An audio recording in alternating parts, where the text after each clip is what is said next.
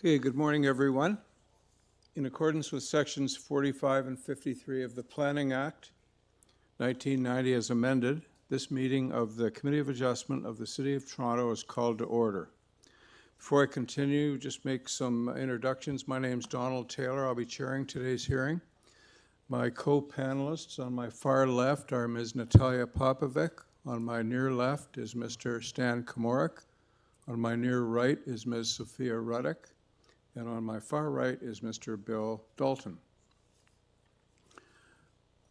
Our staff today include our Acting Deputy Secretary Treasurer, Philip Carvalino, and the rest of the support staff for the meeting today. The Committee of Adjustment considers applications for variances from the provisions of the zoning that applies to property, permission to extend or alter lawful non-conforming uses, and consent to sever property to create new lots. We acknowledge the land we're meeting on as the traditional territory of many nations, including the Mississaugas of the Credit, the Anishinaabe, the Chippewa, the Haudenosaunee, and the Wendat peoples, and is now home to many diverse nations, Inuit and Métis peoples. We also acknowledge that Toronto is covered by Treaty 13 with the Mississaugas of the Credit. Committee of Adjustment hearings are conducted in a hybrid in-person and virtual format. Some applicants and participants will make their submissions in person, and others will participate virtually by electronic means through WebEx, an online digital platform. The meetings are also streamed on the Toronto City Planning YouTube channel, and anyone wishing to view the hearing may watch on YouTube. Those who want to participate virtually and have registered in advance will be connecting with their computer, tablet, smartphone, or telephone, and have the option of participating via video or audio only. All virtual participants will automatically be muted on entry. When your item is called, you will be unmuted by the moderator, one person at a time. We ask that you also mute your devices until you're called on to speak. Those participating by video appearance will be temporarily upgraded to panelist when your item is being held. During this time, your camera will be enabled. You will only be visible during your 5-minute allotted speaking time. At other times, your video will be disabled and you will be reinstated as an attendee. For both in-person and virtual participants, Committee of Adjustment staff will share presentations submitted in accordance with the written submission deadline. Those participating through WebEx are not allowed to use share screen or any other panelist controls during a video appearance. The host will remove you from the panelist role if you fail to respect this instruction.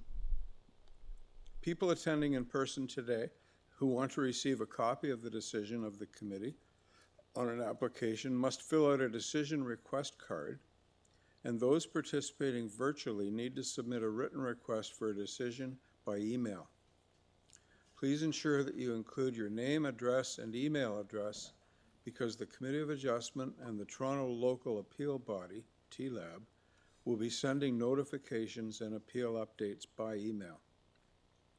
If you do not agree with the decision of the committee, you may be able to appeal the decision to the Toronto Local Appeal Body, or in some limited circumstances to the Ontario Land Tribunal. However, the provincial government amended the Planning Act and generally removed rights of third parties to appeal Committee of Adjustment decisions. Only the applicant, the Minister of Municipal Affairs and Housing, specified persons and public bodies, as those terms are defined in the Planning Act, are permitted to appeal decisions of the Committee of Adjustment. Appeal instructions are set out at the bottom of the decision of the committee. Our hearing procedure today will be that I will call each item in the order listed on the agenda, with an exception for cases where the applicant or agent has requested deferral, in which case we'll deal with them first and then proceed with the order listed on the agenda. Where an application is uncontested, the applicant or agent may proceed with their presentation if desired. When the committee does not require a presentation, applicants are to advise the chair should they wish to speak to the committee. The committee may ask questions and/or take the matter into committee for a decision. Each speaker, including the applicant agent, will be given a maximum of 5 minutes to address the committee. I will comment when you are reaching the 5 minutes. Any presentations or other materials you wish to submit to the committee must have been emailed in advance of the hearing. Staff and committee members cannot accept materials at the hearing. When addressing the committee, please clearly state your name and address. Please remember to confine your remarks to the matters outlined in the application, either the consent and/or the minor variances being requested. The applicant or agent will proceed first and will make a presentation to the committee on the application. Please note that the committee may not entertain revisions to proposals at the hearing today. The committee may decide to defer the application if substantially revised to ensure the revised application is accurate and that all those entitled to notice of the application are informed of the changes. Then, individuals either in support or opposed to the application will be invited to speak. Generally, we first call on speakers in the hearing room and then those participating through WebEx. Committee members may ask questions of each speaker after they have finished their presentation. When all speakers are finished, the applicant agent has an opportunity to rebut only those issues that were raised by the speakers. This will mark the end of the discussion. The application will then be taken into committee for a decision. Before we hear our first item today, we require confirmation of the minutes of the last meeting, which was held on May 14th, 2026. Mr. Chair, I'd like to move adoption of those minutes. Thank you, Mr. Kimura. Is there a seconder? Mr. Chair, Ms. Popovic? I will second that. Thank you. All in favor? Okay, the minutes of the meeting held on May 14th have been adopted. I will ask firstly of the panel, are there any declarations of interest for items in this morning time slot? Yep, None? I have one for item 4. I'm working with a couple of the consultants involved on that, so I will declare a conflict. Thank you, Mr. Dalton. And staff, do any of you have any declarations of interest? Nope, okay. Mr. Deputy Secretary Treasurer, have we received any requests for deferral on this morning's agenda? Yes, Mr. Chair, we have item 8, 585 Dixon Road. Okay. And are there any applications to close this morning? None on the agenda. Thank you. Okay, then we can start with item 1.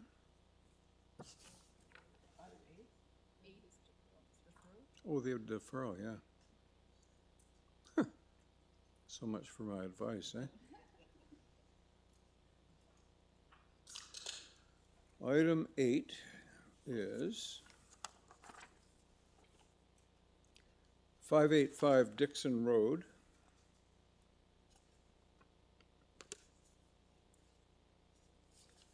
I'll call on the agent to explain his or her request for deferral. Blair Gagon. Good morning, Mr. Morning. Chair, members of the Committee of Adjustment. Shortly after we received... Sorry, your name, if you Oh, sorry. and your address. My name is Blair Gagnon, IGP Realty Advisors, 19 Galsworthy Avenue, Scarborough, agent for Suncor Energy, Inc. Okay, thank you. So if you could just explain your reasons for requesting deferral today? Certainly.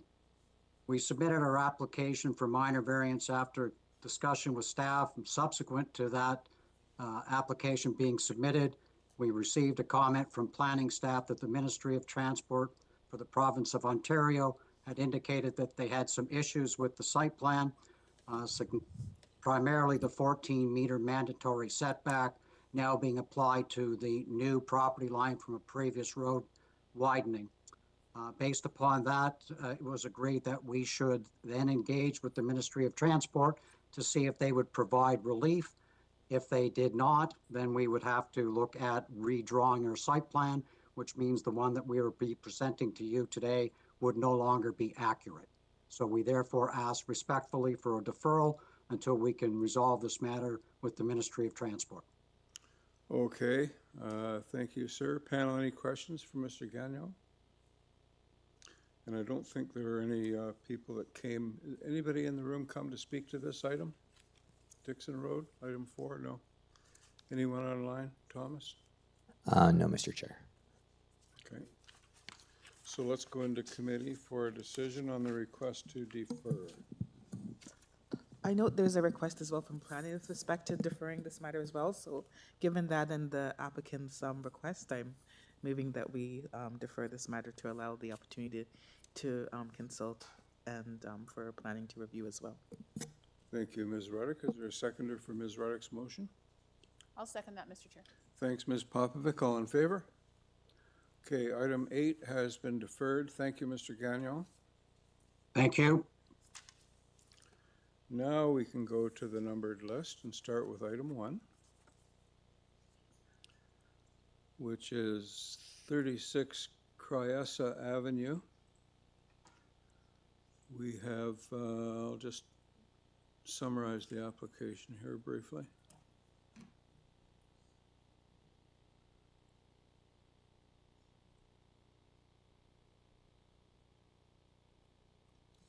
Purpose is to legalize and maintain the existing front porch. There are 4 variances. We have an order to comply. We have no agency or department concerns or conditions. Panel, are you agreeable to treating this as straightforward, not requiring a presentation? Agree? Okay, Mr. DeCuna is the agent. Mr. DeCuna?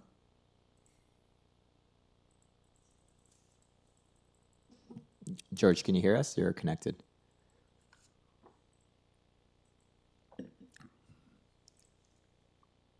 Yeah, he's on.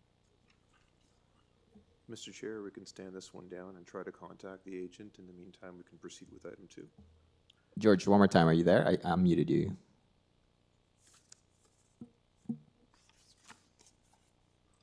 Okay, well, let me know if he connects. So we'll move on to item number 2, 20 Inchcliffe Crescent.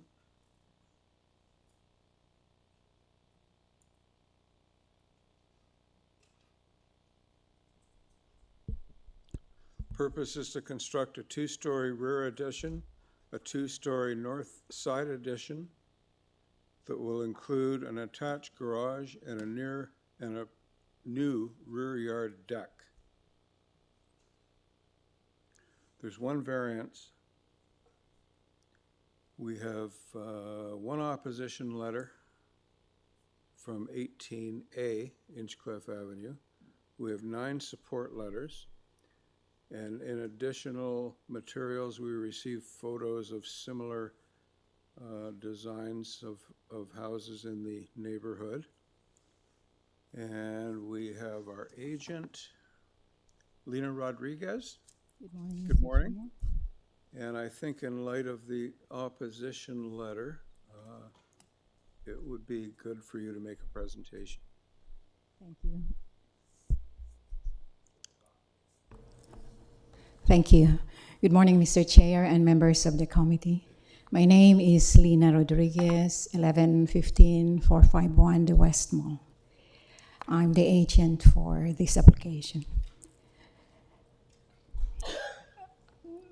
The proposal before you is to construct a 2-story side addition and a rear addition to an existing 1-story dwelling.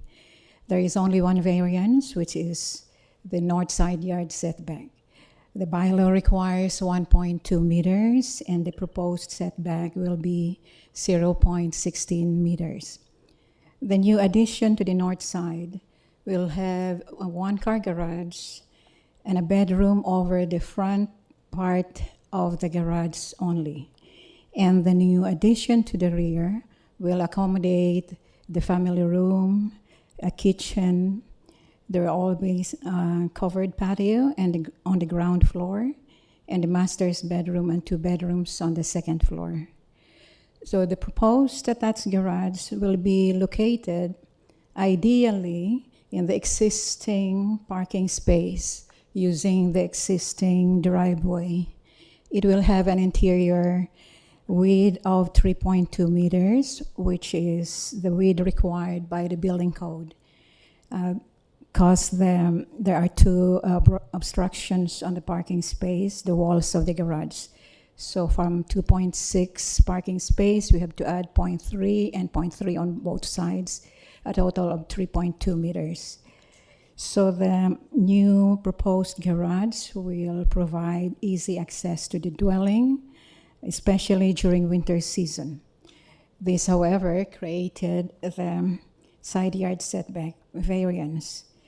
The owner and the designer, when they were doing the design of the addition, have kept in mind the comfort and livability of the neighbor at 18A INCHCLIFFE, where the variance will have an impact. First, the rear portion of the garage will be 1 story in height to allow more space and sunlight for the neighbors. Only the front portion of the garage will have a 2nd story with dormers. This will also minimize the shadowing. Privacy was also carefully considered. The proposed north wall addition will have no openings. The proposed garage will provide increased privacy for the neighbors, as there will be no more passing by and no more walking up and down the driveway like before. Also, the garage will be fire rated, concrete block. There's no bricks, so there's no maintenance required. The roof of this over the garage is sloped to the front and to the rear, so there will be no water run off to the side yard. The distance between the dwellings will be 1.5 meters. The photos we submitted showed houses, newer houses in the neighborhood that had similar distances between dwellings. The proposal is actually designed to maintain the character of the neighborhood. As you can see the elevations, it enhances the curb appeal and is in harmony with the character of the changing and developing neighborhood. The property is also one of the very few houses in the neighborhood that has a garage, attached garage. So this proposal will give the owner and the residents convenience and privacy as well as security. We believe the variance we are requesting is minor and desirable and appropriate for the development of the use in the land of the building, and will maintain the general intent and purpose of the zoning bylaw, the code, and the official plan. We respectfully request for your approval. Thank you. Thank you, Ms. Rodriguez. Panel, any questions or comments from Ms. Rodriguez? Yeah, I'll start now. I was going to leave it for later, but you're proposing essentially an 8-inch setback, and you've provided photos of what you say are similar proposals. Do you know the distance on any of those, or can you give us examples of where else you've got that setback? From the photos, the addresses, you mean? No, I mean, you've got a photo, but that photo doesn't tell me whether it's 8 inches, 10, or 12. We can just look at the photos. We didn't actually measure the distances from property lines of the houses, but it looks like even less than 1.4 or 1.5 meters. Some looks like they But are you're just... asking for a variance of 0.16, not 1.4. Yes. So I'm asking for examples of that elsewhere in the neighborhood. That one looks like 8 inches only from the property line. Okay. Sorry. Okay, that's fine, thanks. You're saying the one we're looking at has an 8-inch side yard? Is that what you just said? This house you are showing now? Which one, left or right? Oh, on the white one, On the left. yeah, on the left. So their driveway is encroaching on the neighbor then? Because that No, where the, border on that driveway is 1.5 feet from the house. I mean, the setback of the wall of the garage to the property line is about 8 inches. Not sure if that's really the Oh, case. So the- that's like 4 and 4. So the driveway for that white house is encroaching on the neighbor's property. Oh yeah, because the old driveway is open to the. Yeah, but it's still their asset on their neighbor's property. That's all. That's the only point I'm making. Thank you. Am I right? Sorry again. The neighbor in that, can I show the previous photo again? Yeah. The neighbor's You're property. saying that house on the left, there you go, has a side yard of 8 inches. All I'm saying is the driveway for that house is about, it's more like 2 feet from the wall of the house. So that driveway encroaches on the neighbor's property to the right by about that much. If the setback is actually 8 inches. Yeah. Okay, any other questions, comments before we proceed to our speakers? No, we're good for now? Mr. Kimura? I'm good, thank you, sir. Okay. So I have 2 registered speakers, both virtual. And is there anyone in the hearing room that came to speak in person to this item? No? Is there a Don or Sandy in chambers? Okay.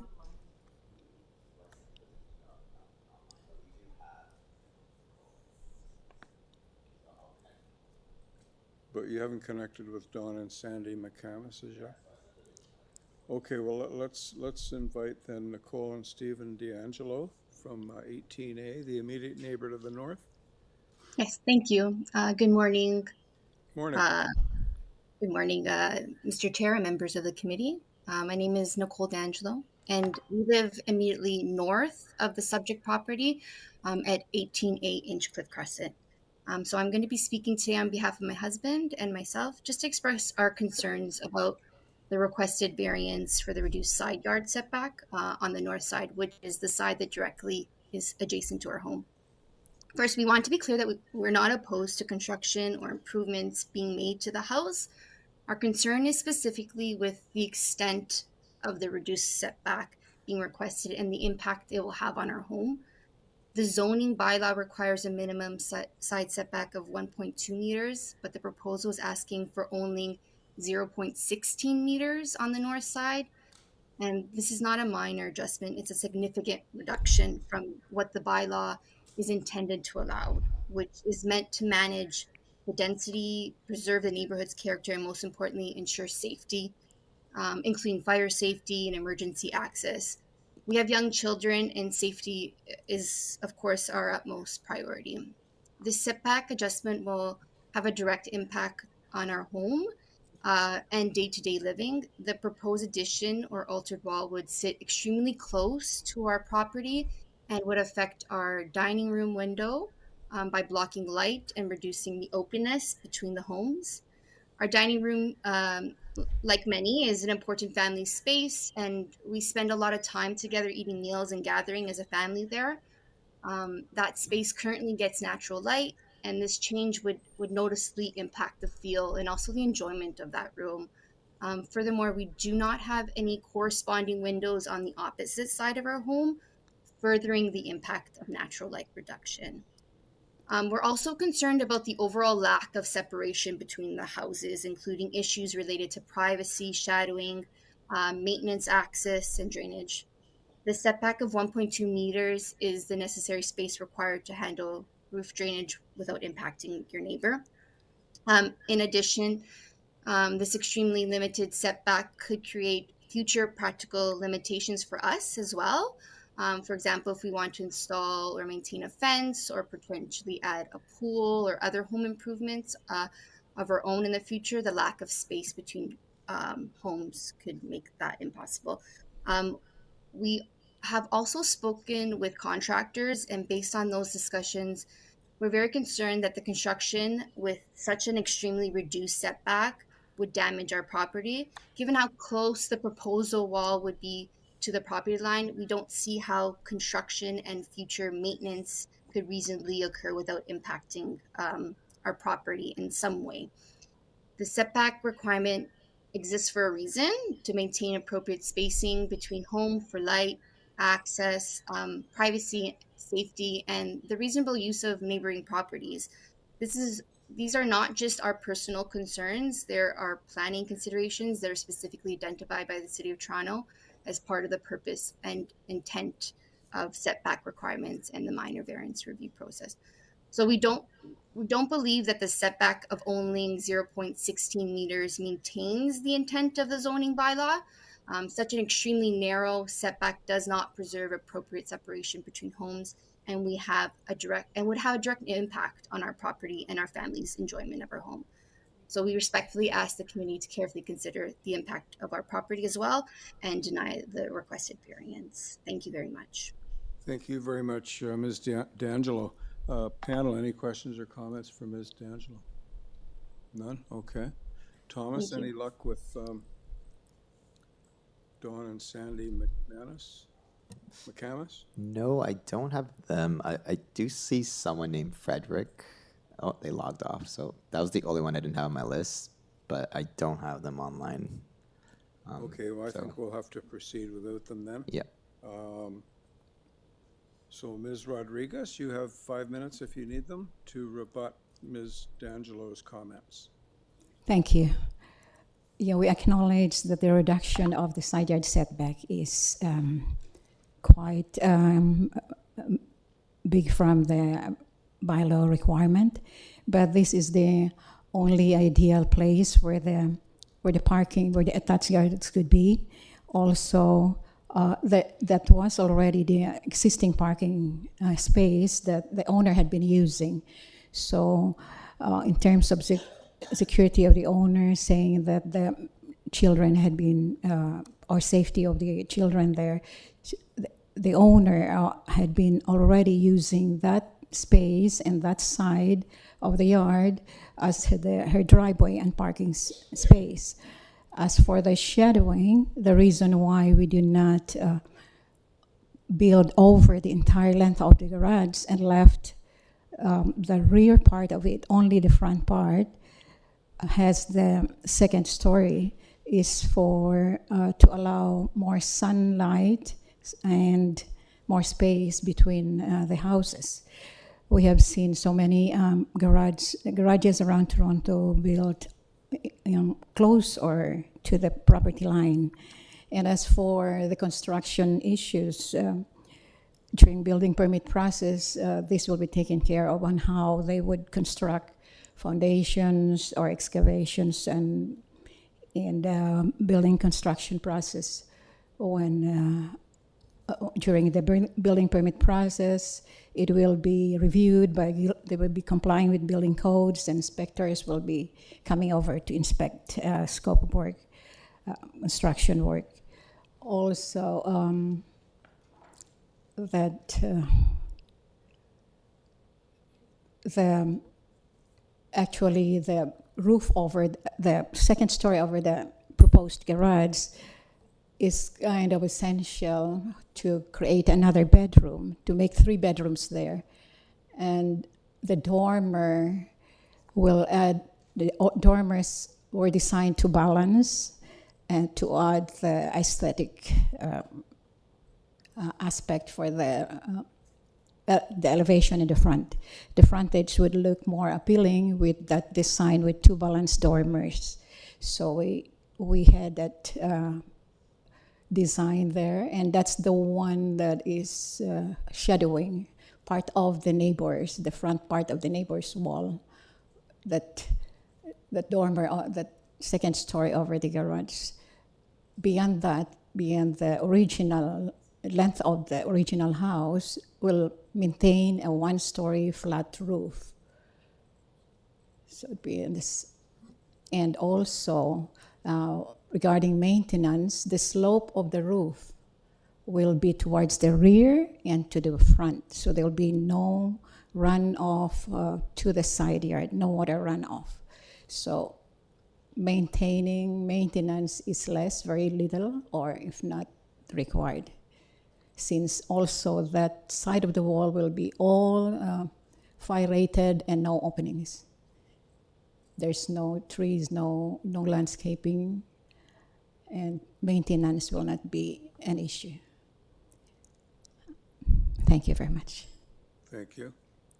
Panel, any questions or comments for Ms. Rodriguez? I have a few, if I may, Mr. Chair. Yep.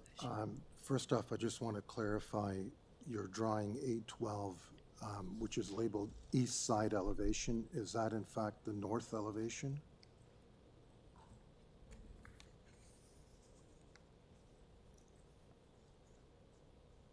Is this what your neighbor at? Yes, that's right. Okay, so, and that house is to the north of your house? Yes, that's the north wall. So that should be actually labeled as north elevation, perhaps? Yes, that's the north side elevation. Okay, because it's a little Sorry, confusing when it's yeah, labeled it's east the side. drafters. Okay, that's fine. Mistake. Thank you. So my question is that if you were to provide a 0.6 side yard setback or even a 0.3 side yard setback, would that create a variance for you with regards to the size of the parking space inside the garage? If we increase the side yard setback to 0.3, Correct. I think that's acceptable. But would that create another variance with the size of the parking spot inside the garage? No. What about 0.6? Would that create a problem for the size of the parking spot? Yes. It would, okay. Okay, thank you. You're welcome. Panel, anything else? Questions, comments? Okay, I think we can go into committee then for a decision. Okay, my only comment Yep. before we go into committee is I feel that a 0.16 variance is excessive, and I'm not sure if the applicant, I don't believe the applicant has provided us with any examples to that size of a variance in the neighborhood, and that's why I'm trying to find something that actually would be more compatible with that neighborhood. Yeah, I would agree with those concerns. Anything else, panel? Okay, can we have a motion then? Well, before we have a motion, I have one more question for the applicant then. Okay. So I'm assuming that you would not be opposed to reducing your variance to 0.03 Yes. or 0.3? 0.3 But meters. 0.6 would be a problem for you. Yes, that would not. What would be the maximum that you could do that would not create a variance inside your parking space? 0.3 would be the maximum. So we can still have 3.2 plus 6 is 3.6 instead of 3.8 as the dimension of the garage right now. It can be reduced to 3.6. So we add 0.2 to the 0.16. That's going to be 0.36. That's the maximum that we could have for the garage to comply with the building code. Yeah, so that would equal to almost a foot. Yes, that will be a foot instead of 8 inches. It will be 12 inches. Yeah, okay, thanks.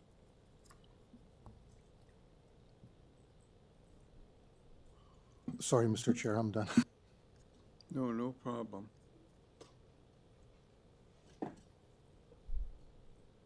I was just checking to make sure that wouldn't impact other variances, but there's only the one variance, so wouldn't affect coverage or GFA or anything else. Okay, could we have a motion?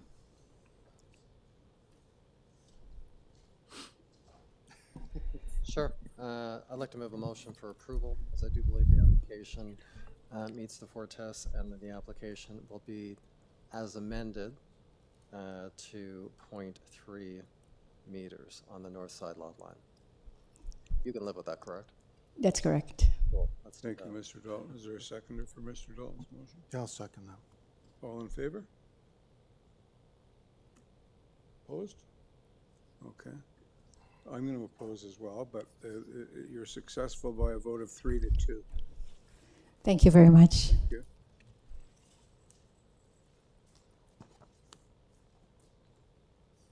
Just checking in on Mr. DeCuna, Thomas? No, not yet. Yeah, number 1. He's back. Okay. I'm just going to summarize the application here firstly. 36 CHRYESSA Avenue, purpose is to legalize and to maintain the existing front porch. 4 variances. There's an order to comply. We have no agency comments or conditions. And we have, is there anyone in the hearing room that came to speak to this item? 36 CHRYESSA, item 1, no? And I don't have anything listed for a virtual participant. Thomas, is that right? That is correct. Okay. Panel, do we require a presentation on this one? No. No? All right, so let's just ask to speak to Mr. DeCuna. Yes, am I here? Hi, Can you speak? yes. Can you hear me? Yeah.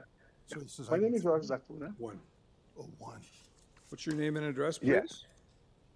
Yeah, my name is Jorge Zacuna. I represent the homeowner of 26 CHRYESSA Avenue, Mrs. Sullivan. We have a problem, of course, that's why you came to the committee, and we try to legalize this. The homeowner hired a company to build and demolish the previous porch and build that one. So the company told the homeowner, you don't need anything. I'm going to build it without anything. So he built it without permit, and then he was caught by the build inspector. So we went to preliminary. You have all those variances, and then now apply for the committee to see if we can go ahead with that, if it be granted for the committee, because it's done. It basically is done. And the company just left, right? So the homeowner, the company left the homeowner in the limb, right? So I'd like to know if we can be granted for this.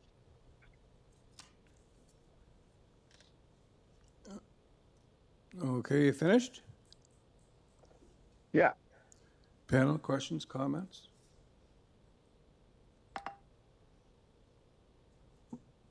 I'm not sure what he just said. I couldn't hear half of it. Well, we didn't require a presentation anyway. Yeah, I understood what he said. I just want to say that. So can we go into committee then for a decision? I understood what he said, and I think it's a pretty straightforward application. I note that there's support petitions from neighbors on that street and the additional materials. I move to accept this application, find its minor in nature and consistent with the 4 tests. Thank you, Ms. Ruddick. Is there a seconder for Ms. Ruddick's motion? I'll second that, Mr. Chair. All in favor? You're opposed? Oh, that's unanimously approved. Thank you, Mr. DeCuna.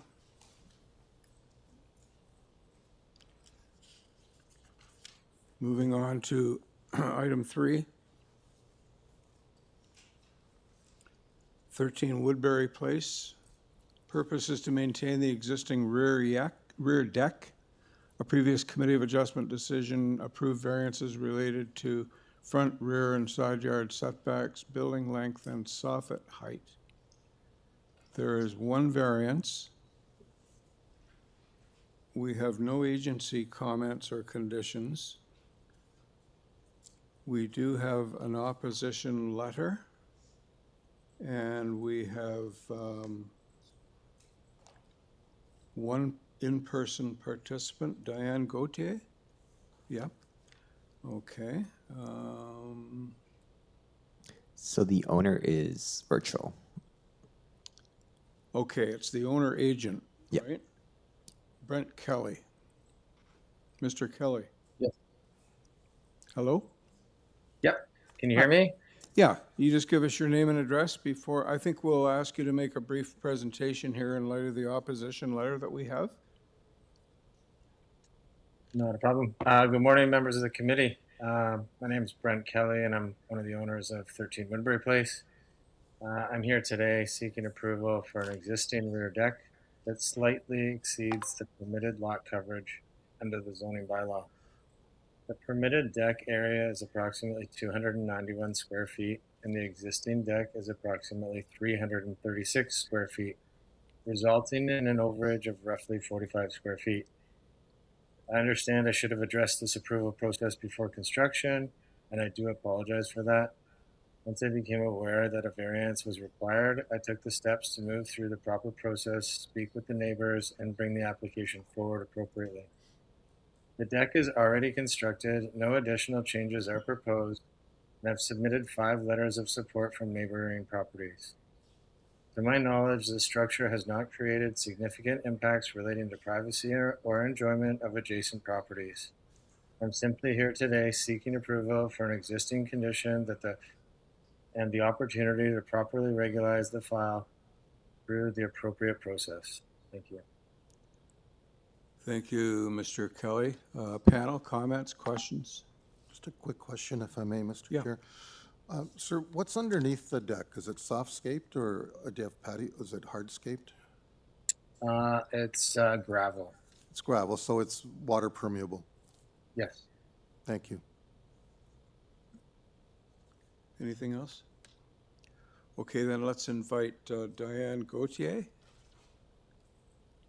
Morning. Good morning.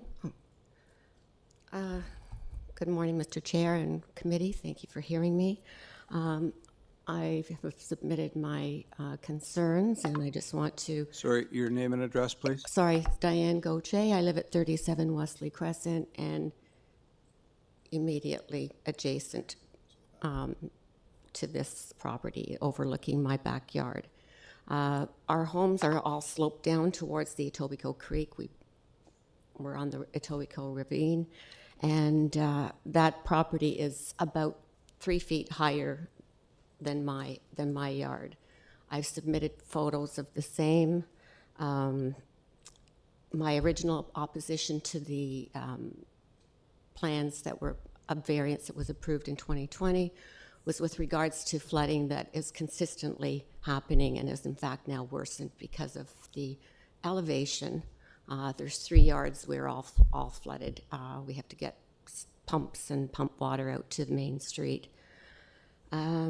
Also impacts my ability to, I've tried landscaping, putting in additional landscape to try to improve my view. It doesn't happen. There's a large pine tree there as well, which takes a lot of the nutrients from the yard. So the fence is not, you can see there's a fence, but obviously the fence is not making for good neighbors because it's totally overlooked. The deck is overlooking my backyard and my ability to have the enjoyment. This is just the neighbor's yard showing the sump pump that they have. Mine has already been taken out.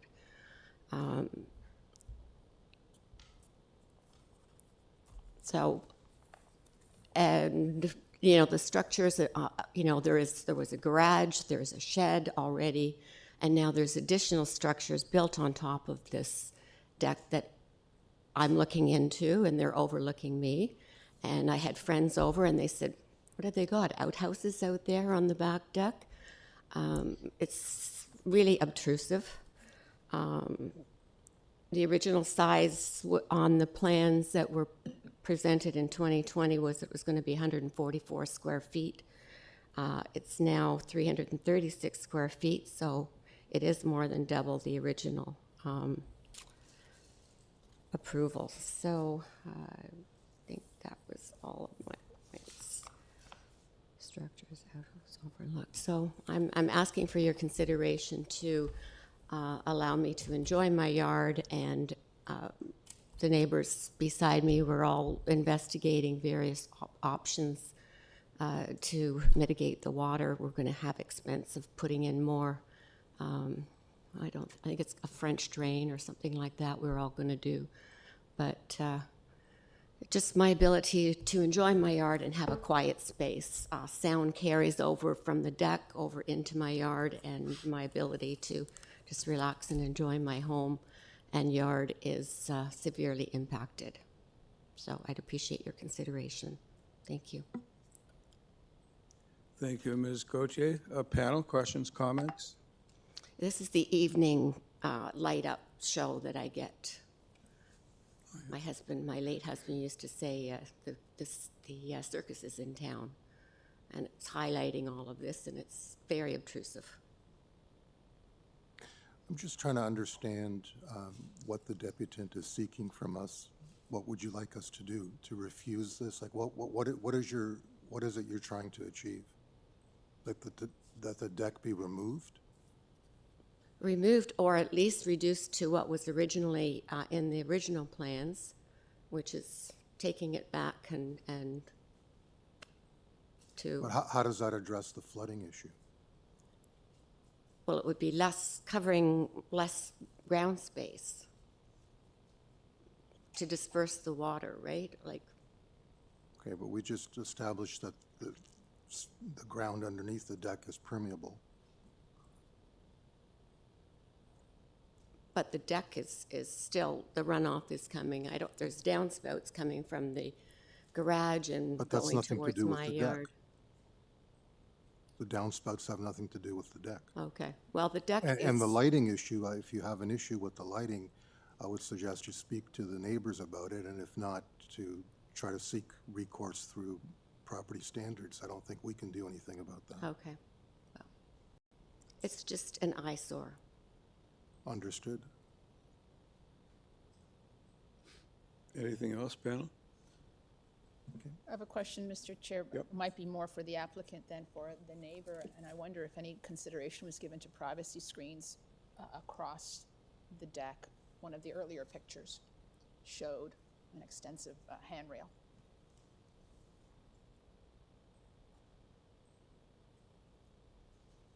Oh, yeah. The earlier one, please? Yeah.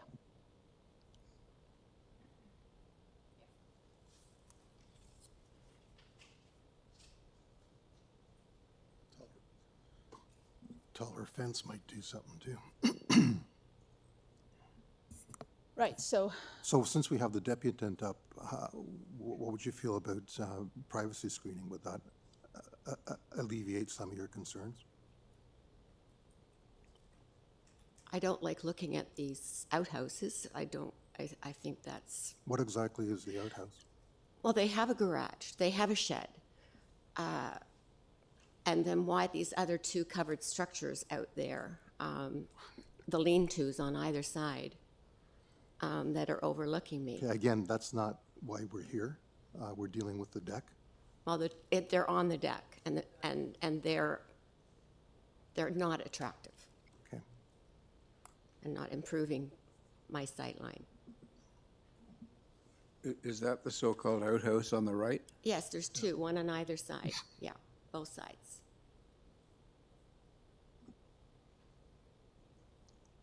Anything else, panel? So, okay, thank you, Ms. Gauthier. We'll invite Mr. Kelly back for a rebuttal opportunity.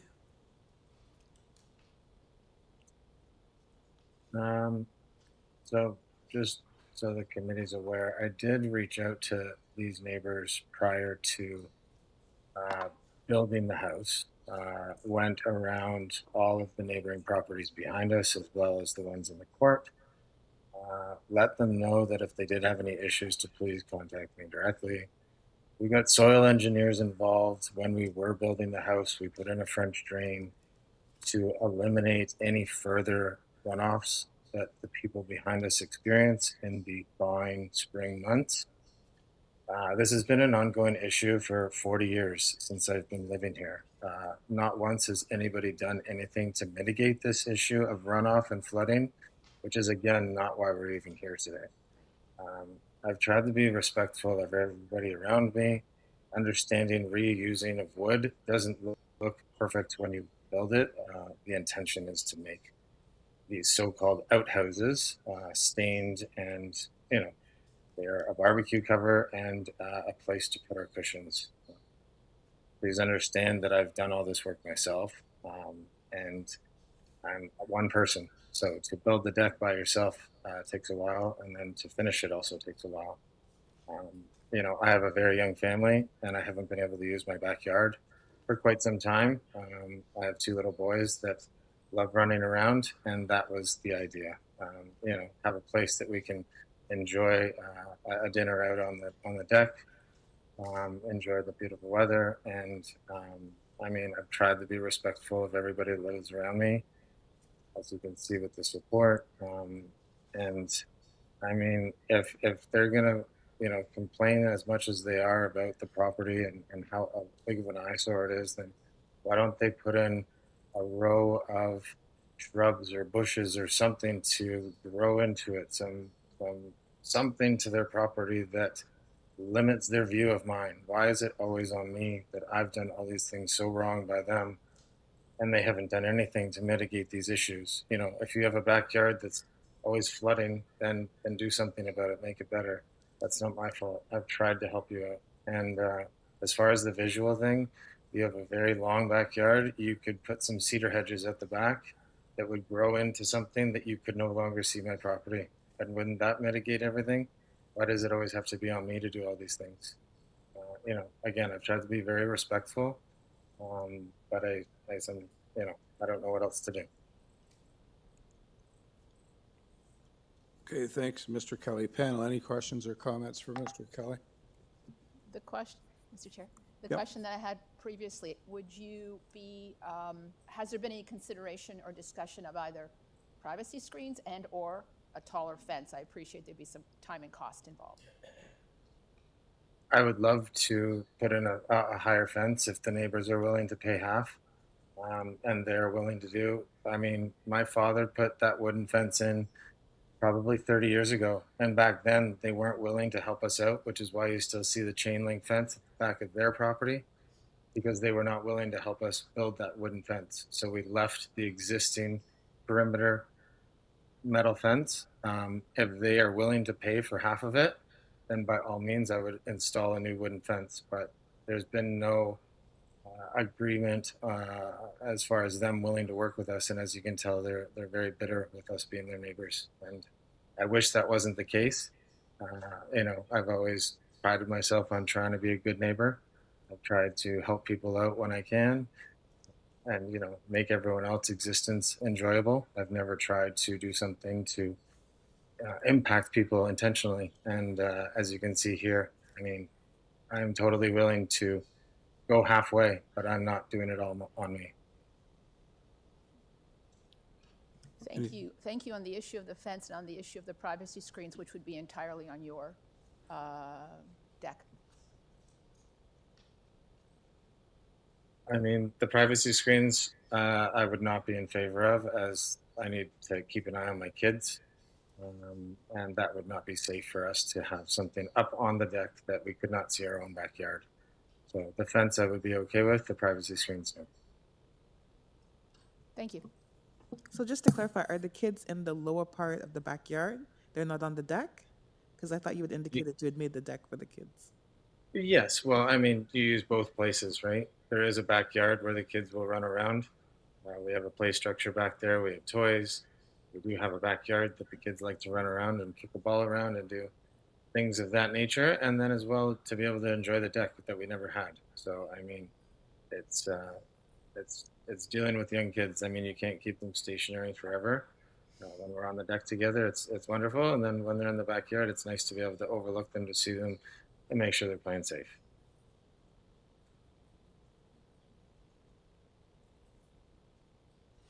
Anything else, panel?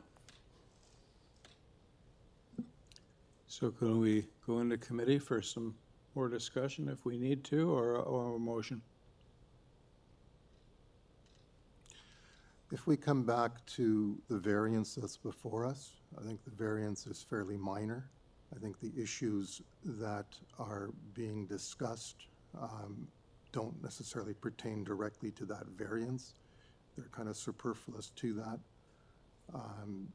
I think those are issues that need to be worked out between the neighbors.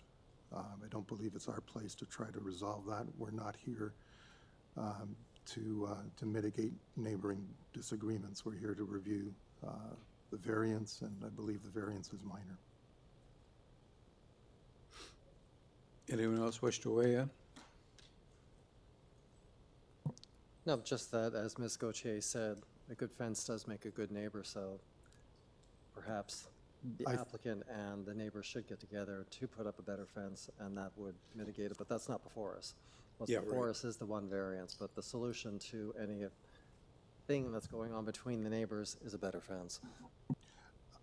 Absolutely. But as you know, we said, we're not here to do mediation. We're here to review variances. And I believe the variance is minor and would like to move approval. Thank you, Mr. Kamark. Is there a seconder for Mr. Kamark's motion? I'll second that. Thank you, Mr. Dalton. All in favor? Opposed? Okay, the application is approved by a vote of 4-1. Thank you, Mr. Kelly. Thank you, Ms. Gauthier.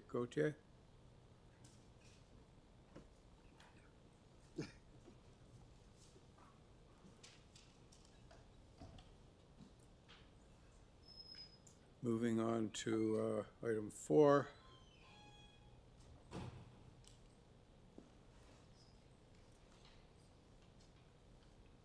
"45 LaRose Avenue. The purpose is to construct an 8-story apartment building that will contain 211 residential units and 1 level of underground parking. The proposed building will be located along the west side of the property. The existing apartment building along the east side of the property will be maintained. There are 12 variances. We have agency comments from planning. They're okay with the application. We have a Metrolinx advisory. We have 3 letters of opposition from residents of the neighboring building at number 40 LaRose.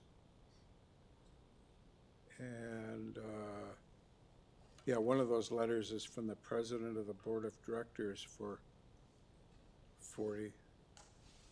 Is it 40 LaRose? Anyway, number 40. Yeah. So,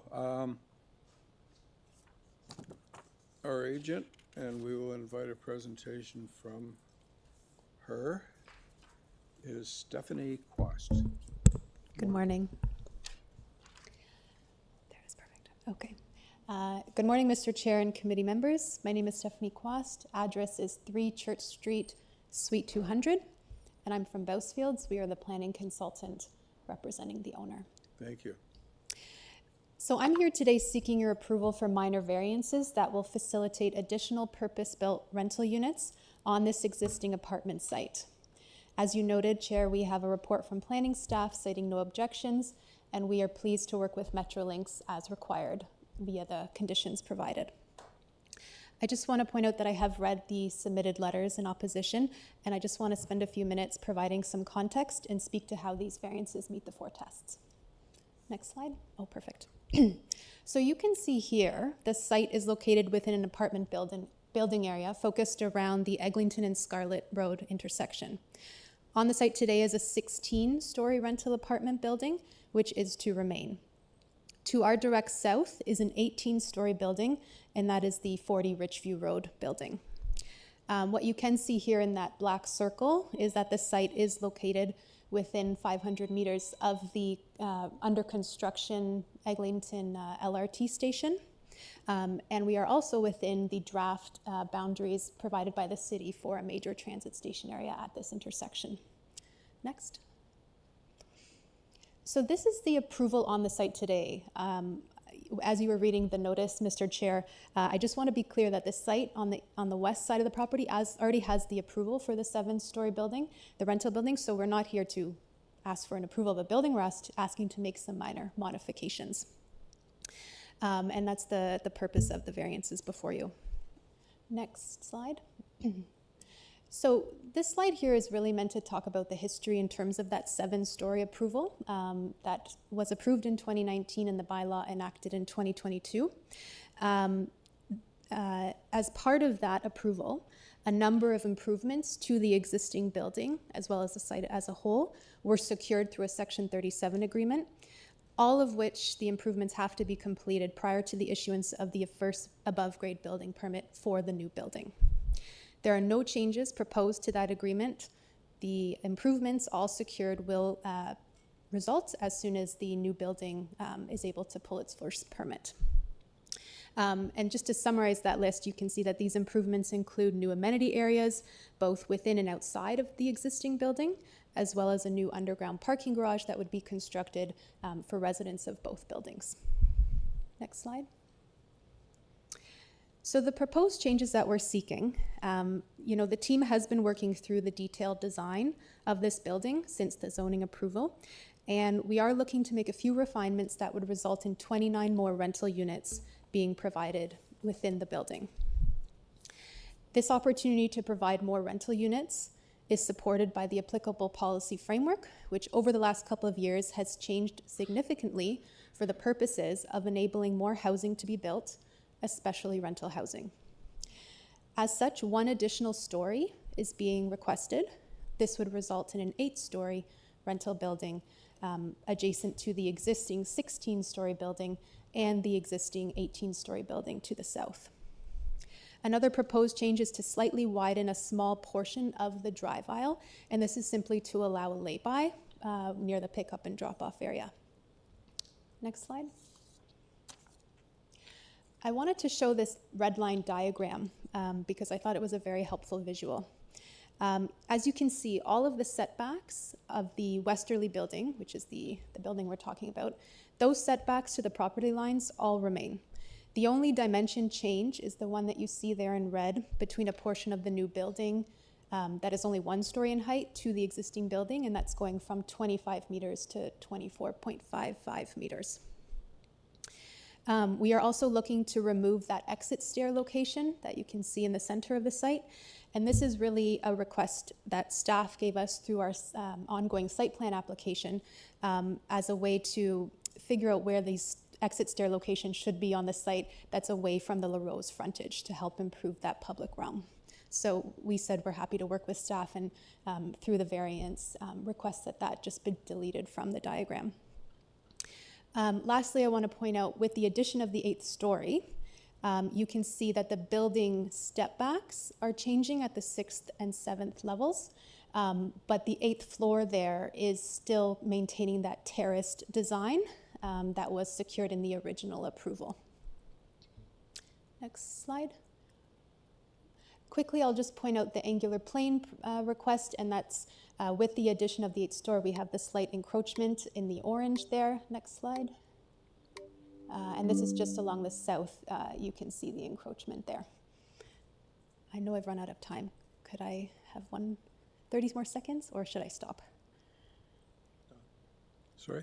Oh, we're out of time, Mr. Chair. Like a 30-second extension. 30 you've got. Thank you.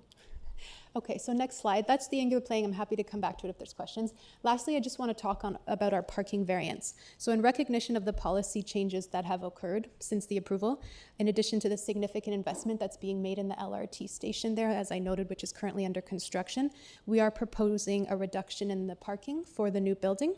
This reduction has been analyzed and justified from a transportation engineering perspective, the findings of which have been accepted by the city's transportation services staff. Next slide. I'll have to ask you to wrap up real quick. Yes. So in conclusion, we have spoken with existing tenants in the existing building. We've spoken with Councillor Holliday's office. We've obviously spoken with staff through our application, and it is my opinion that this application before you meets the 4 tests under the Planning Act. Thank you. Thank you very much. I'm just going to open it up for comments, questions. I'm just going to make one comment. and we've dealt with this issue before, not necessarily your company, but we have a problem with the way you've structured a lot of your variances that require looking at other documents as opposed to being clear in the notice itself exactly what you're proposing. Like I'm just looking at number 2 here, for example. Maximum permitted number of stories is in a building is the number following the letters ST as shown on diagram 2 of it. So you've got to consult bylaw 1197-2022 and look for that ST to understand the variance. Your presentation makes it clear what you're doing. The notice requires the people receiving it to look at another document. And keep in mind, some people don't have computers. So it's really a disadvantage to them.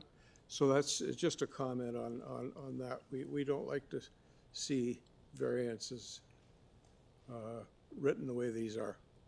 Anyway, are there any other questions or comments? I would just say thank you, and I'll keep that in mind moving forward. Thank you. I was actually very tempted at one point to move deferral because of lack of notice, lack of clarity on the notice.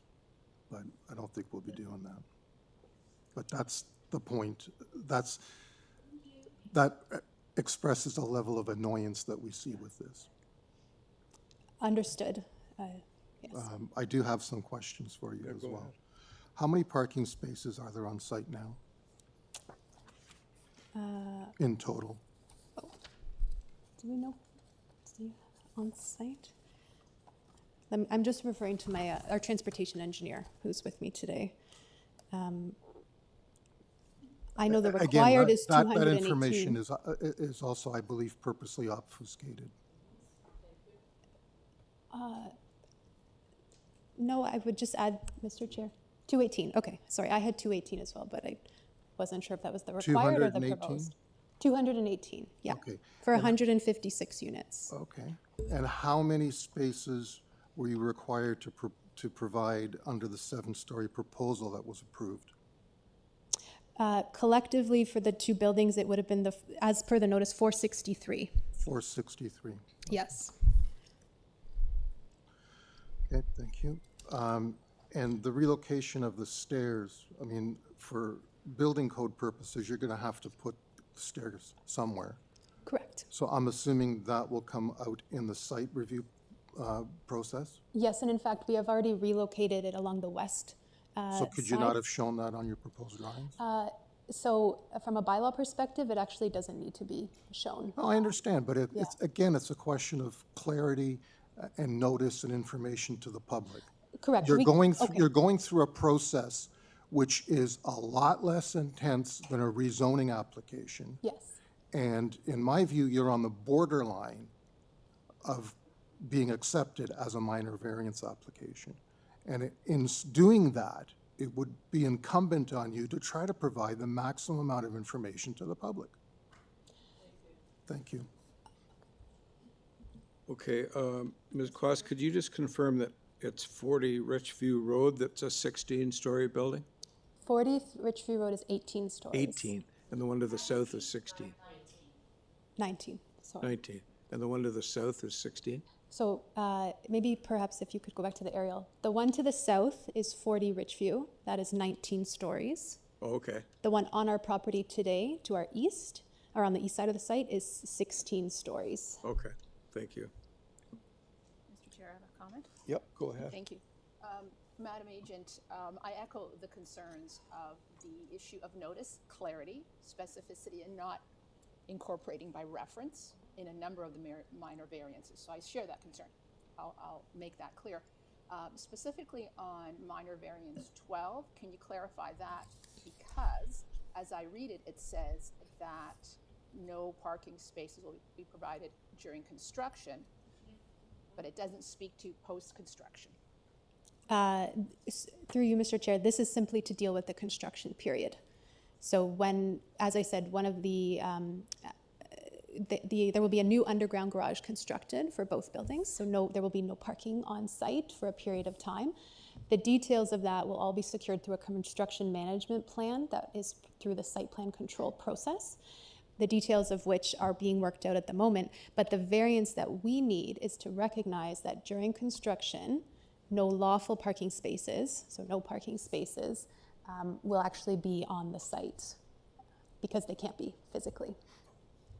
Right, but if I hear you correctly, post-construction, there will be no decrease in prior existing available parking spaces. So post-construction would be variance 11, and there would be 258 parking spaces on the site. Which is an increase of 40 spaces over what's provided now. Is that correct? Correct, yes.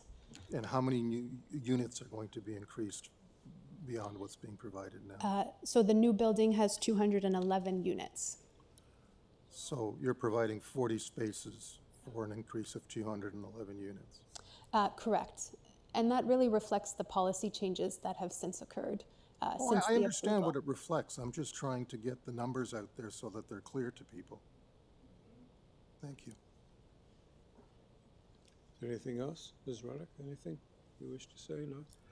Okay, thank you, Ms. Quast. We have two registered participants. They both call themselves observers. Yes, so when they signed up, they just were listed as observers. I can, so is there an Anton Novak in Chambers? They're not online as well. So we do have some additional ones as well, but I'll just go for the in-persons first.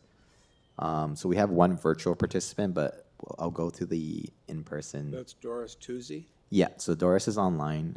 Tanya, would you like to speak? Yes. Okay.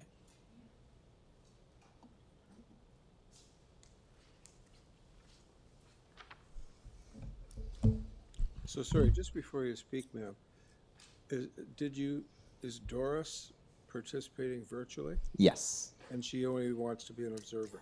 I believe so. I'll give her the option. We'll check in with Yeah, we'll give her the option. Okay, ma'am. Good morning, Mr. Chair and committee members. As referenced before, my name is Tanya Casagrande. I'm the board president of 40 Richview Road, which is bordering the 45 La Rose.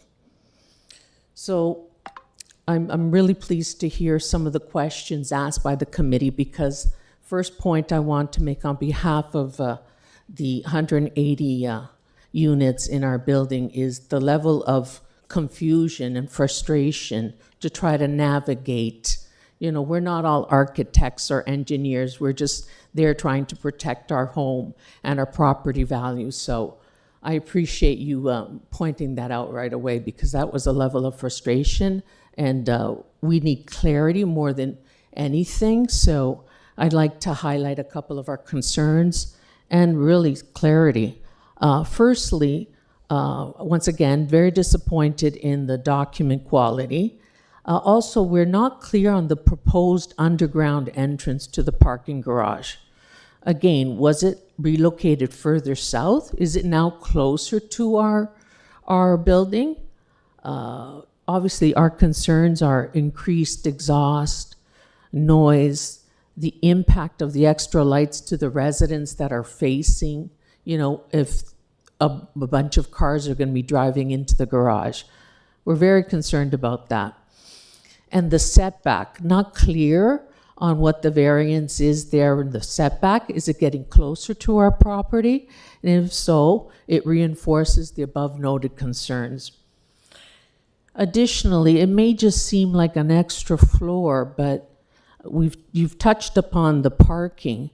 If anybody knows that area, and that's why I was 5 minutes late this morning, because of the density. We have so many proposals in the area, and frankly, the parking has been a complete issue. Councillor Holiday has been out a couple of times and has observed it. We've been out there cleaning the garbage. We're confused about this. We're concerned about the safety of the children that play at La Rose with these additional cars. I think we can't undermine the importance of that and the density issue that this is going to cause, and the obvious overflow issues, which we already have issues on our Richview Road. and that's very well documented. It was quoted there was a 2019 traffic study, and I'm wondering if it was updated to consider the future developments of 1 Ridgeview Road with over 300 units and 32 Ridgeview Road with 374 units. Again, this is going to severely impact the taxpayers and their property value. We can't get out of our building, and we're just very concerned that not enough attention has been given to the significant density situation that we're dealing with, and a lot of garbage. It's become a dumping ground, and we're taxpayers, and we're just really frustrated that it appears that this document was strategically created to create confusion, and we'd like some answers and would really recommend, and hopefully you understand that we would like someone to address these concerns specifically, and hopefully ask that it be deferred or not approved until there's some more clarity. Thank you. Thank you. Panel, any questions, comments? Okay, thanks. You can take your seat. Thank you very much. So I just want to confirm that if we can, Anton Novik is okay. You said he's not even, you haven't connected with him. He's not on in person. Oh, he is? Would you like to speak?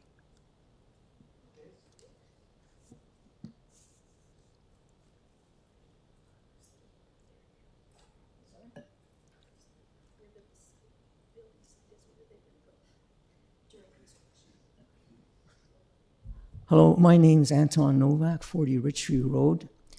I don't have much to add. I don't like it that the garbage area for the new building is next to our building and outside my window.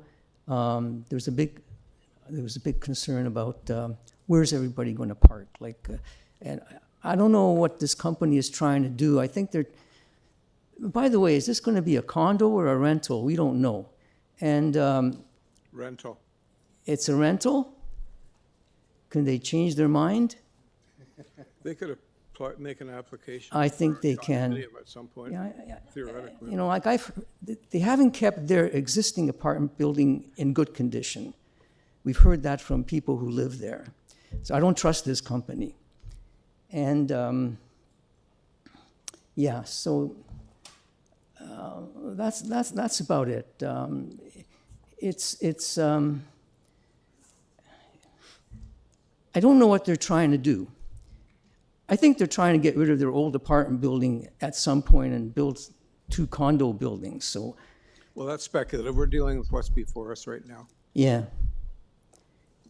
Okay, so I wasn't prepared to speak. That's all I have to say. Thank you. Okay, thank you. So just before you go, just in case we have any questions or comments for you, are there any? I guess just as an aside, given the notice that you received, did you understand what was being proposed? Yeah, I understand it. Yeah. But we didn't think that when it was approved, and the OMB had to approve it, the city didn't, the cars are supposed to enter on the LaRose Street side, not on our side. And so they've reconfigured what we understood would be. And we don't quite understand, why are the cars coming all the way through and then into their building when they can just come off the street and enter their building? That's the question we'll ask them to answer when they get back. Okay. Thanks. Thank you, Mr. Novak.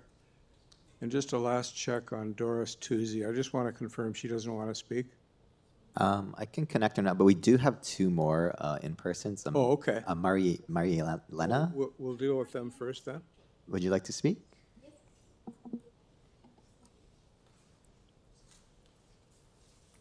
Hello. Hello. I'm a resident of 40 Ridgeview, and I want to... Your name, please? Marilena Isachescu. Thank you.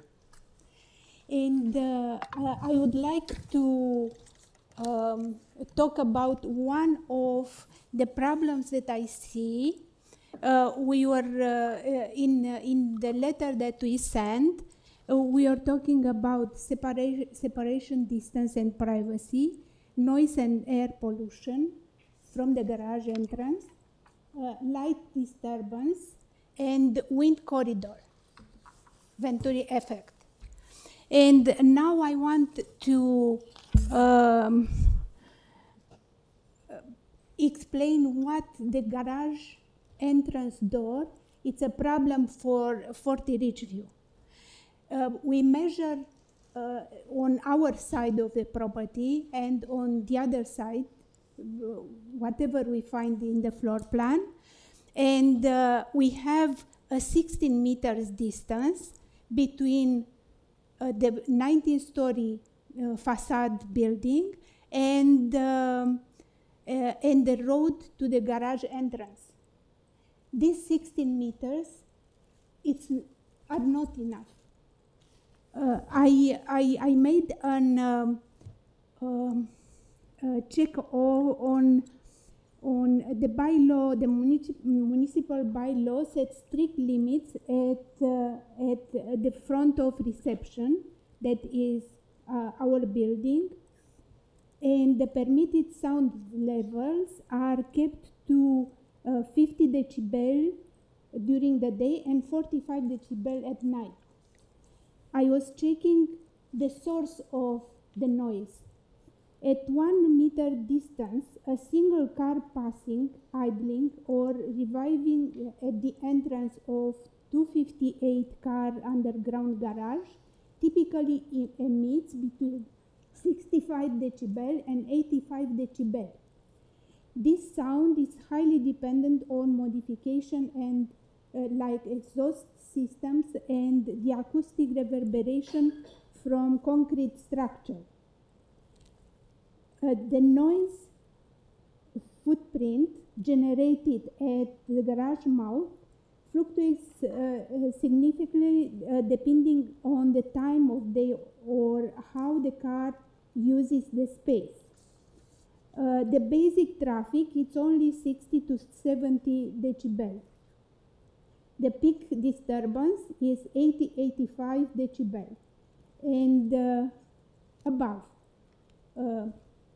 hand acceleration on inclines, engine reviving, and tires squealing.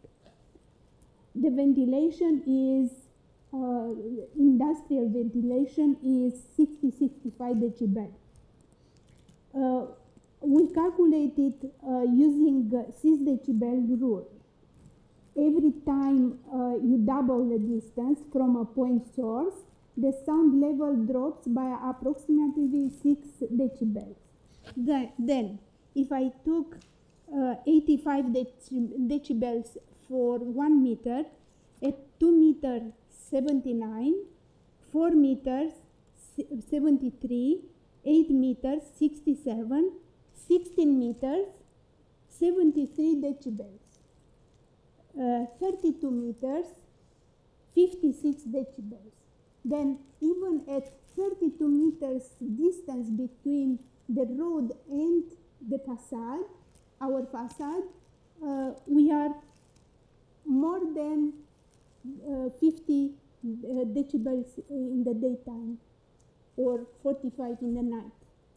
Then I think this is a point where we have to do something about.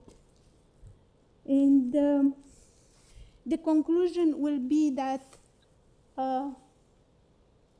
it will be the only solution that I see is to move the entrance to the garage to the other side of the building near the La Rose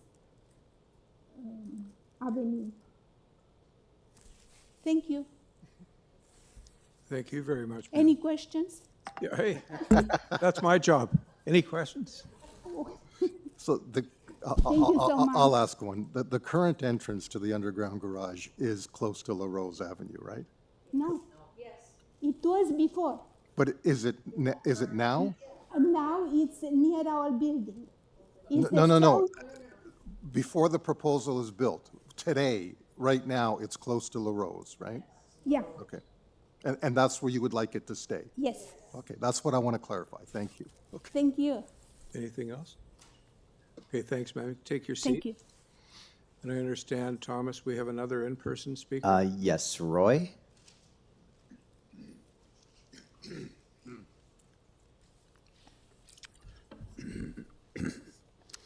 Thank you for hearing me. My name is Roy Switzer, and I live on La Rose Avenue. My Sorry, concern, where on La Rose Avenue? What's your address? 50 La Rose Avenue. Thank you. My concern is the parking arrangement.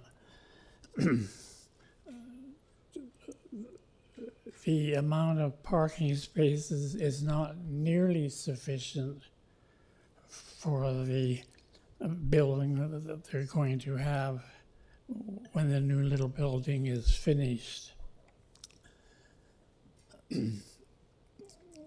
People who come to visit 45 La Rose Avenue come down to our parking lot because they can't find parking in theirs. I'm referring to variance number 11 at the bottom of page 2, and it says a minimum of 463 residential and visitor parking spaces are required. But the building, the contractors are saying a minimum of 258 residential and visitor parking spaces will be provided. This is only a little bit more than half of the spaces that would be needed. It's 205 short of what is required. Like I say, visitors to 45 La Rose will end up coming down to our visitor parking lot because of no room up at 45. I would recommend that at 45 that they build 2 levels of parking with the new building and not just 1 level. I'd also point out in point number 12, it says the number of lawful parking spaces for a lawfully existing building may not be reduced. And as other people have mentioned, the information on this document is very sketchy and it doesn't explain a lot of things.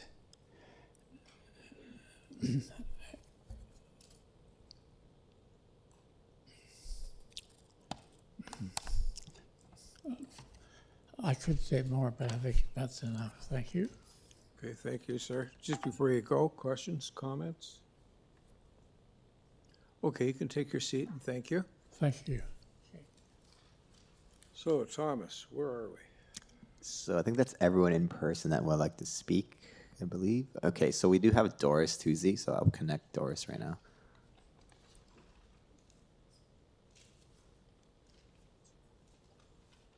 Hello, Doris. Hello. Hi, would you like to speak? I know I listed you as an observer, but if you'd like to speak, you have 5 minutes. No, I'm okay with what has been said already for regards to for La Rose, 45 La Rose rather. We are very concerned about the whole situation as per se.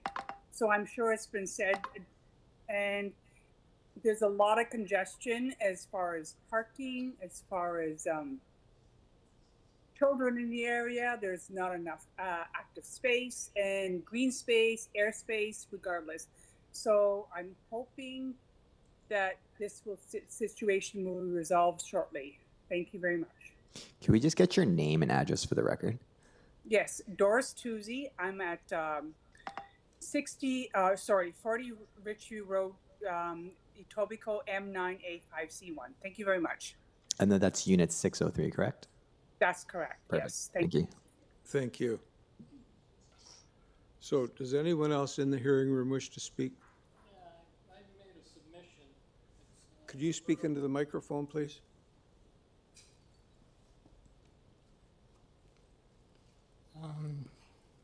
My name's Roberto Monjat, and I gave the, I sent. Sorry, what's your address? I'm not, well, I'm speaking on behalf of the family. My mom's house is at 52 La Rose Avenue. Okay. Right. And here, and I guess I was one who also kind of didn't really get all the information. I had asked the, I guess the Annalise, the planner on the contact on this thing. I had a few questions on the information that was provided. And in fact, as far as my email that I had sent in about this thing, I guess you can see that I didn't understand what was going on with the parking, for starters. I mean, I couldn't understand whether this, the number of parking spaces for the proposal was going to be 258 as opposed to 463, which seems to be what's required for this. So I guess my understanding then would be that they are going to provide the full amount. Is that 1.5? No? Ms. Quast will respond to your questions. Okay. Not us.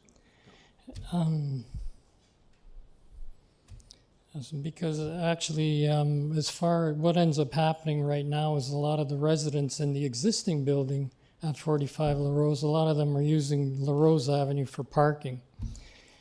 And there's limited parking on the street. And in fact, when families come to use the adjacent park, that's the only place they have to park is on the street. So, I mean, it's a bit of a mess parking.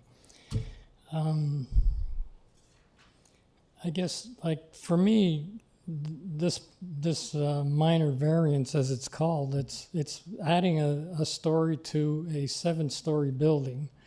It's adding 16% more units. I don't see this as being a minor variance. To me, minor variances are, maybe some encroachment on some setbacks, things like that. But this is a significant change. Like in my mind, what's approved now is already a big, significant change to what the original plan was. The original plan was just to be townhouses.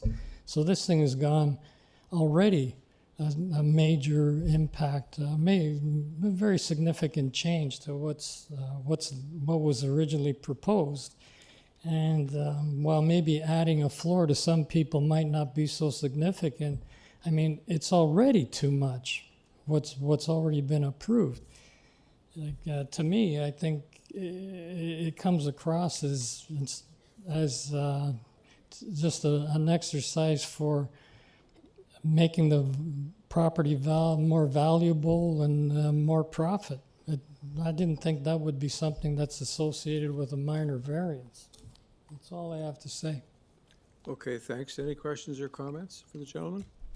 Okay. No? Thanks. Okay, you can take your seat, and thank you very much. Is there anyone else in the hearing room that came to speak about 45 Laura? Yes. Come on up.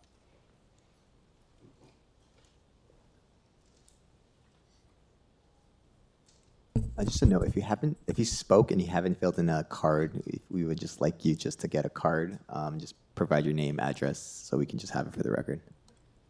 Thank you, Maria Ricci, 40 Richview. Thank you very much. Just to totally agree with everything that has been said. We are not here about parking and traffic and all of that. I understand it's regarding minor variances, but these minor variances do impact on traffic flow and parking.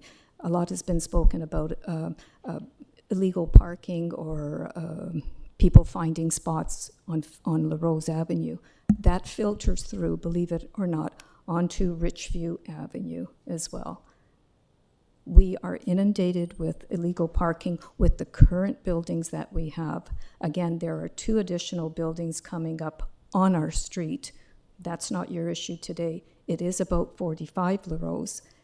Excess parking will be on La Rose. The excess from La Rose is going to filter onto us as well. A street that currently accommodates probably 20 school buses back and forth on a daily basis. Again, this is not your concern, but this is the snowball effect that the excessive building that is going up in the area, all justified, and I'm air quoting that, by Metro links and expanded transit. People still want to drive, and they're going to drive, and they're going to get cars, and they're going to try to find parking any and anywhere. And unfortunately, for us, no one here lives that except the people who are in the area. And so we just respectfully ask that you take that into consideration when, again, air quoting, minor variances are being presented. And when a minor variance is approved, there goes that's the standard. What's stopping anyone or the same developer coming back and asking for another minor variance that can be approved, and so on and so on and so on, as was explained before. So thank you very much for your time. Thank you. Sorry, just before you go, ma'am, questions, comments? Okay, you can take your seat. Thank you. Thank you. Okay, last call for any people in the hearing room that wish to speak to this application. Yes, ma'am?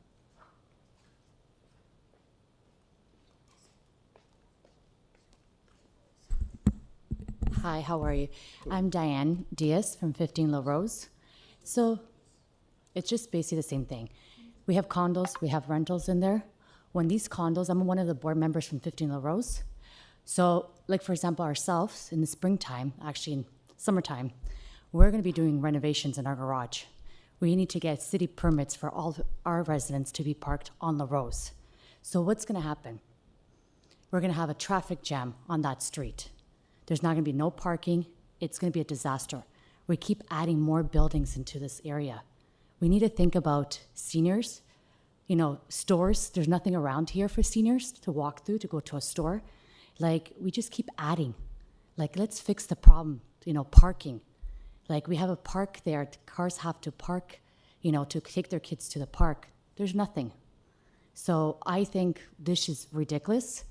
We're taking views from other condos, value, and parking. And this, I'm sorry to tell you, they need to see there's condos. If there's renovations, we need to put cars on these streets. We have school buses. Actually, a couple of weeks ago, we almost seen a child almost got hit on the street because of the speeding and traffic and, the lights. So please think about what's going on here. Like, take your time and review this very carefully for safety reasons. Please. Thank you. Sorry, just before you go, ma'am, are there any questions or comments for the speaker? No? Okay, thank you.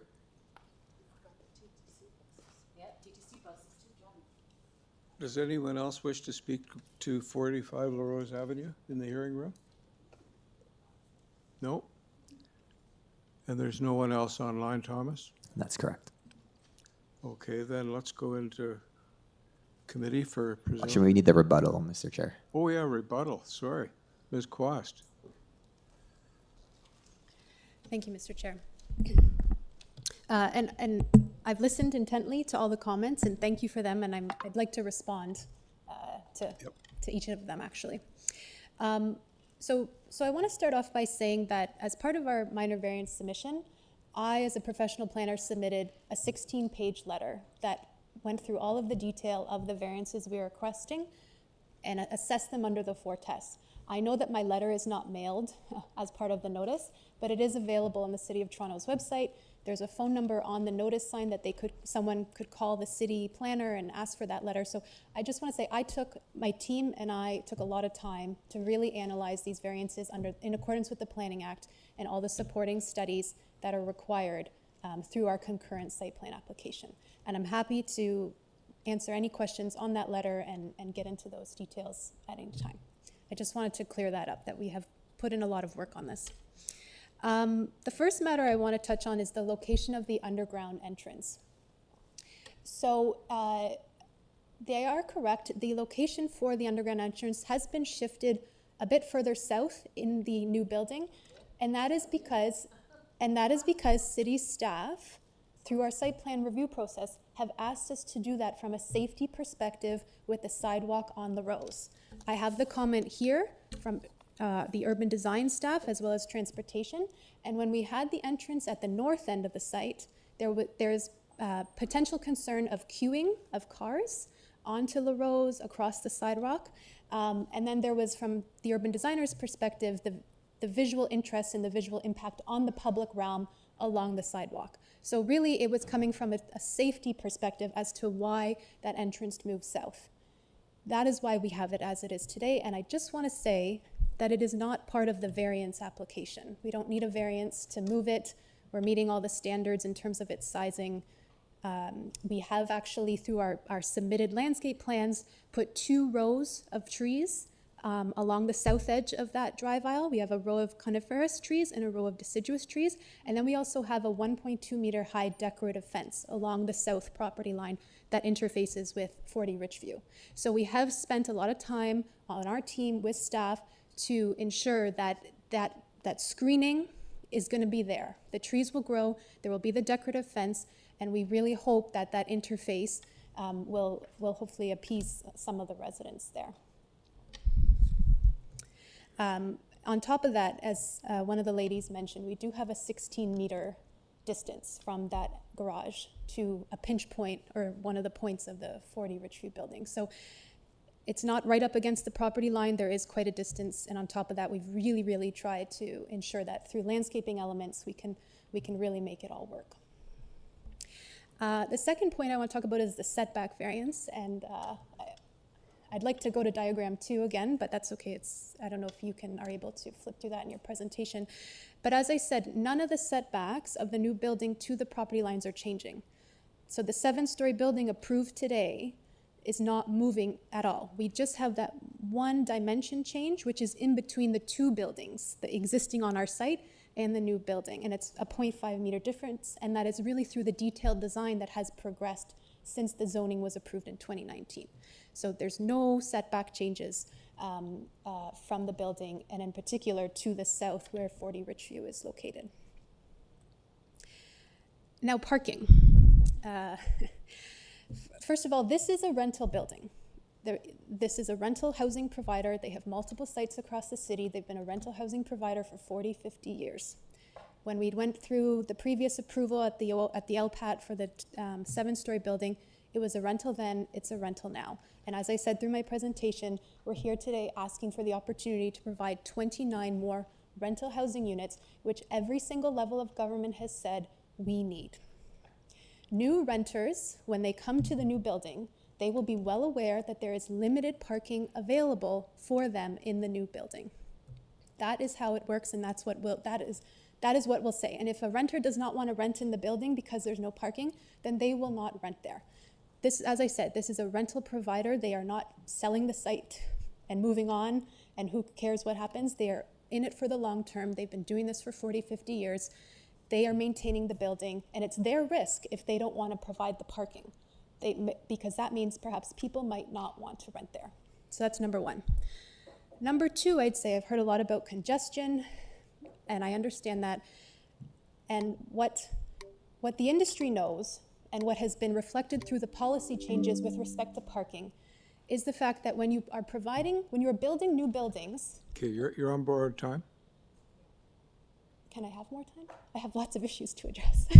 Well, I gave you 30 seconds last time, so I'll give you 20 now. You've got to wrap up. Okay, I'm just going to say on the parking. If we are continuing to build new buildings with lots of parking, that means there will be more cars on our roads and there will be more greenhouse gas emissions in the atmosphere. That is why the province has made changes to our parking regulations, as has the City of Toronto. We are still providing parking, but we are seeking to reduce it to be in line with the current thinking that benefits the environment and also benefits our roads in the long term. I'll leave it at that. We've looked at minor is the test of impact. We've looked at wind, shadow, servicing traffic. All of that has been submitted. Happy to talk to it. All of it's on the AIC, and I do hope that this variance application is looked at in the context of the Planning Act and the 4 tests, and that we remember that we're here today asking for 29 more rental units on a top terrace level with a building that will be built either 7 stories or 8 stories. However it goes. Okay, I got to Thank stop you there. Thank you. Panel, questions, comments for Ms. Cost? Yeah, I've got some questions. Hopefully some of that, what you missed, can come out in the questions. With regards to what was approved for the 7-story building, where was the parking located under that scenario? Is it where it's currently located? The entrance to the The garage? entrance to the garage. Further north on the building. Further north, but not Close to where the it road's currently is. frontage. No.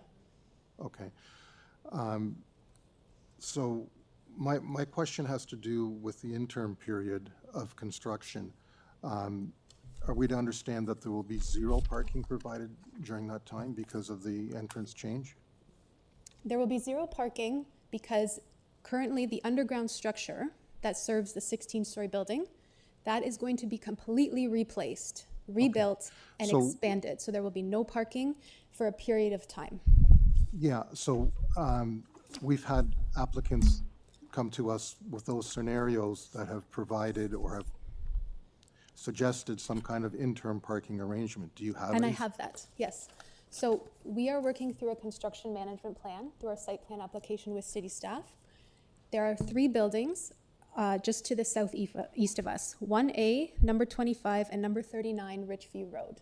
Our owner has a relationship with the owner of those 3 buildings, and there has been discussions over many years now, in fact dating back to 2019 when we were going through the original approval, about the fact that the existing residents will park on one of those 3 sites just around the corner.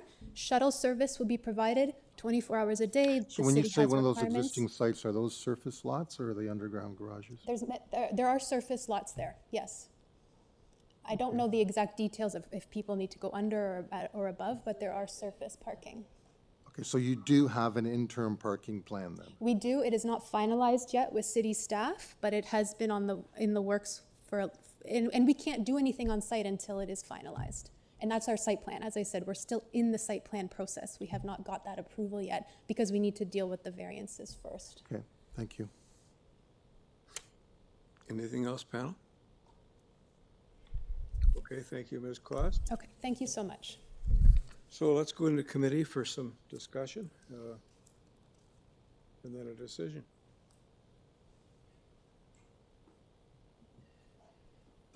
Mr. Chair, I can kick things off. Please.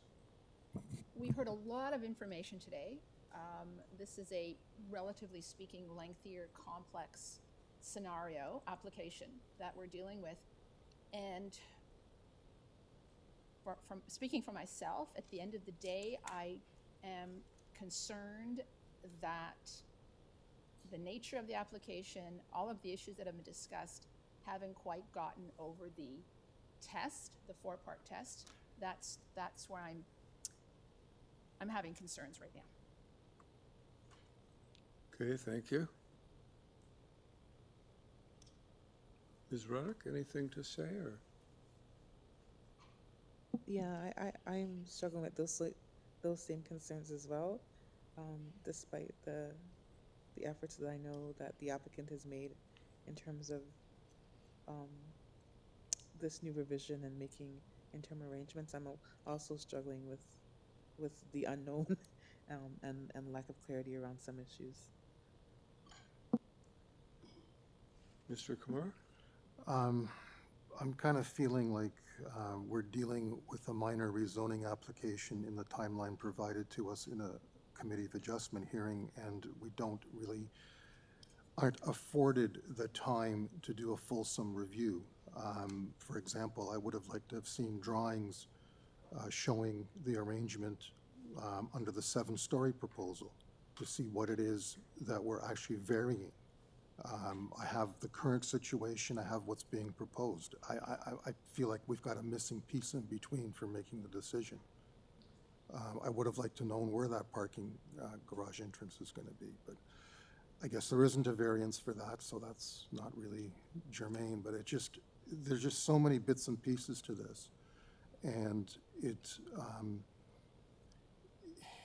I often feel blindsided by these applications because this is, to me, something that we should devote, a half a day hearing to, not, a 15 or 20-minute item on a C of A application. And for that reason, I have some hesitancies about accepting that what is being proposed is in fact minor. Okay. I guess, If I can add, but I like the idea of adding the 29 units, so that is my struggle. yeah. Yeah, I think, and Ms. Ruddock's having a struggle too, as well as I am. Doesn't make it any easier, but I'll just say I agree with everything that's been said by you folks. But we do have to make a decision, so could we have a motion? With reasons? My motion will be to refuse this application. I'm considering not only the nature of the application, where there may be some lack of clarity, a little bit of confusion. It's possible that if there was more specificity, it's possible we may have other objections that could come to light. Individually and as a totality, in my view, the 4 tests have not been met. On that basis, I would move to refuse. Is there a seconder for Ms. Popovich's motion? Yeah, I'll second that with the caveat that I'm seconding the refusal primarily because of I think it's insufficient process to make this decision. And for that reason, I have to default to the negative. And I'll second it on that. Thank you. And before I take a vote, I'd just like to say that I strongly feel that a full comprehensive rezoning application is the way to proceed with this project. So we have a motion that's been seconded. All in favor? Okay, the application's been refused unanimously. Thanks, everyone, for your participation.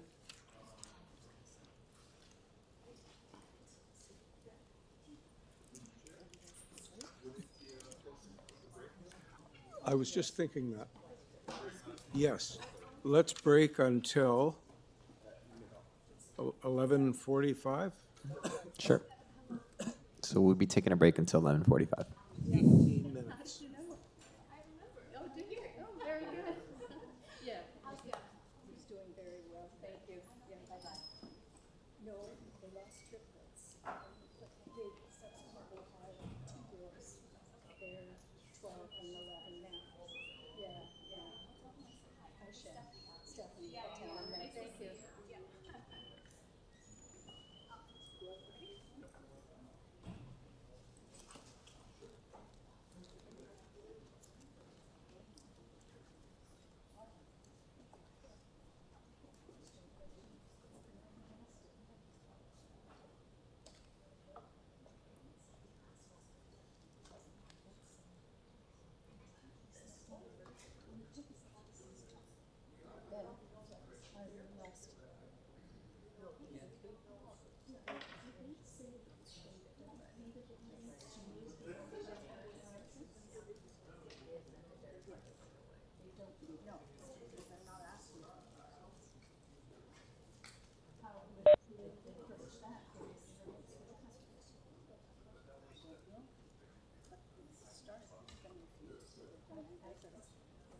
I didn't fill this out because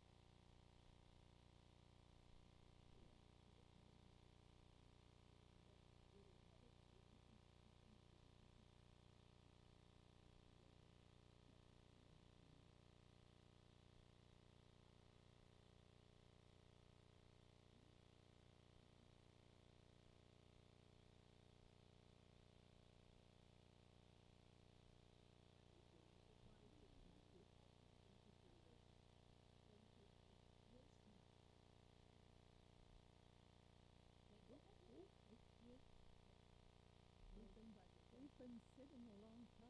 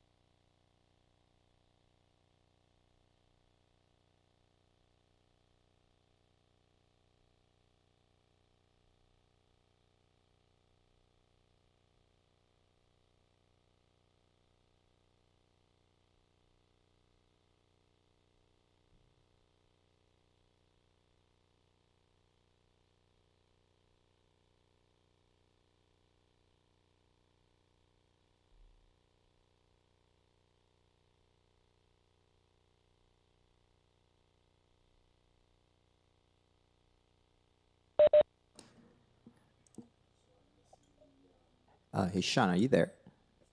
I am, yes. I just wanted to ask, for your item, I do have like a Tori McKinnon and Ryan Lee registered, but are you just going to be the one doing the presentation? I believe so, yes. Okay. Okay, perfect. I just wanted to clarify. Thank you. Yep, no problem. Thank you.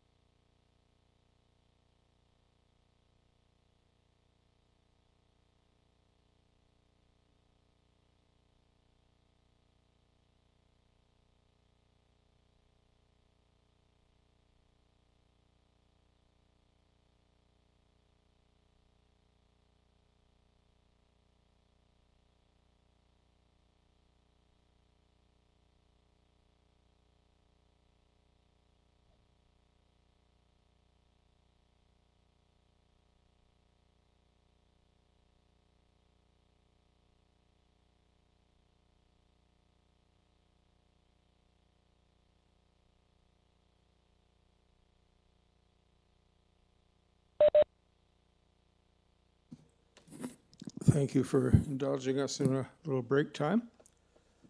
We'll resume with item 5, 10 Stonegate Road. Purpose of the application is to construct a new detached dwelling with an attached garage. A previous Committee of Adjustment application approved variances related to lot coverage, floor space index, front and side yard setbacks, building length and depth, front stair width, architectural feature encroachment, driveway width, and front landscaping. We have urban forestry condition 1.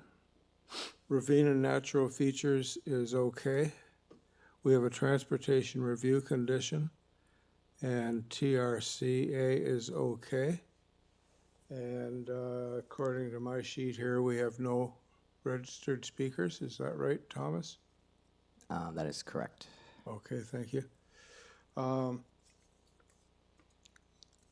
So the agent is virtual, online. Is virtual, and that's Naveed Arababi. Mr. Arababi? Hi. Hi, yes. Can you guys hear me?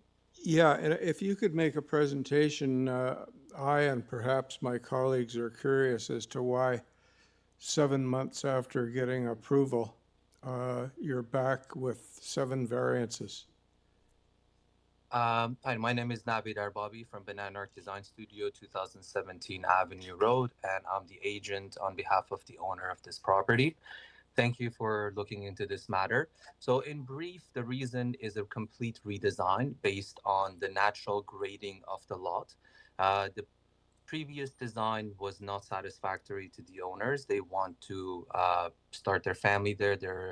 They've been married and they want to have children, so they want to move into this house. And the main reason being the natural grading of the lot was not taken into consideration with the previous proposal.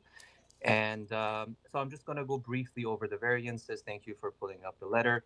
So variance number 1, it's to permit an FSI of 68%. So there are 2 things that I would like to mention based on the previous approval versus the new approval. In the new approval, the table land use area is significantly smaller because of the way the examiner interprets the percentage of the accessible lot based on the TRCA and ravine restrictions, whereas the old examiner had a much bigger land use area. So the land use area used to be 593.78 meters, and the appropriate one that is actually correct is 552.95.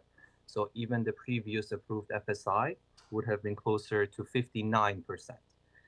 The reason for the increase in FSI is an addition of 3rd floor, which actually is taken into consideration based on the existing house and what is currently there. So given the footprint, we are actually reducing the coverage. We are reducing the building length and depth.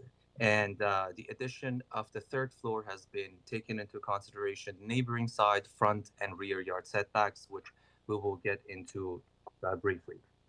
Variances number 2 and 3 is to permit a building height of 10.55. The other issue with the previous examiner was the average grade. The average grade was actually different by 37 centimeters. So the new proposal, as you can see, the red marks the old approval and the new is what we have. So the sidewall heights are significantly lower. The addition of the 3rd floor is what is causing the main wall height to be considered at 10.55 because of the 50% flat roof area.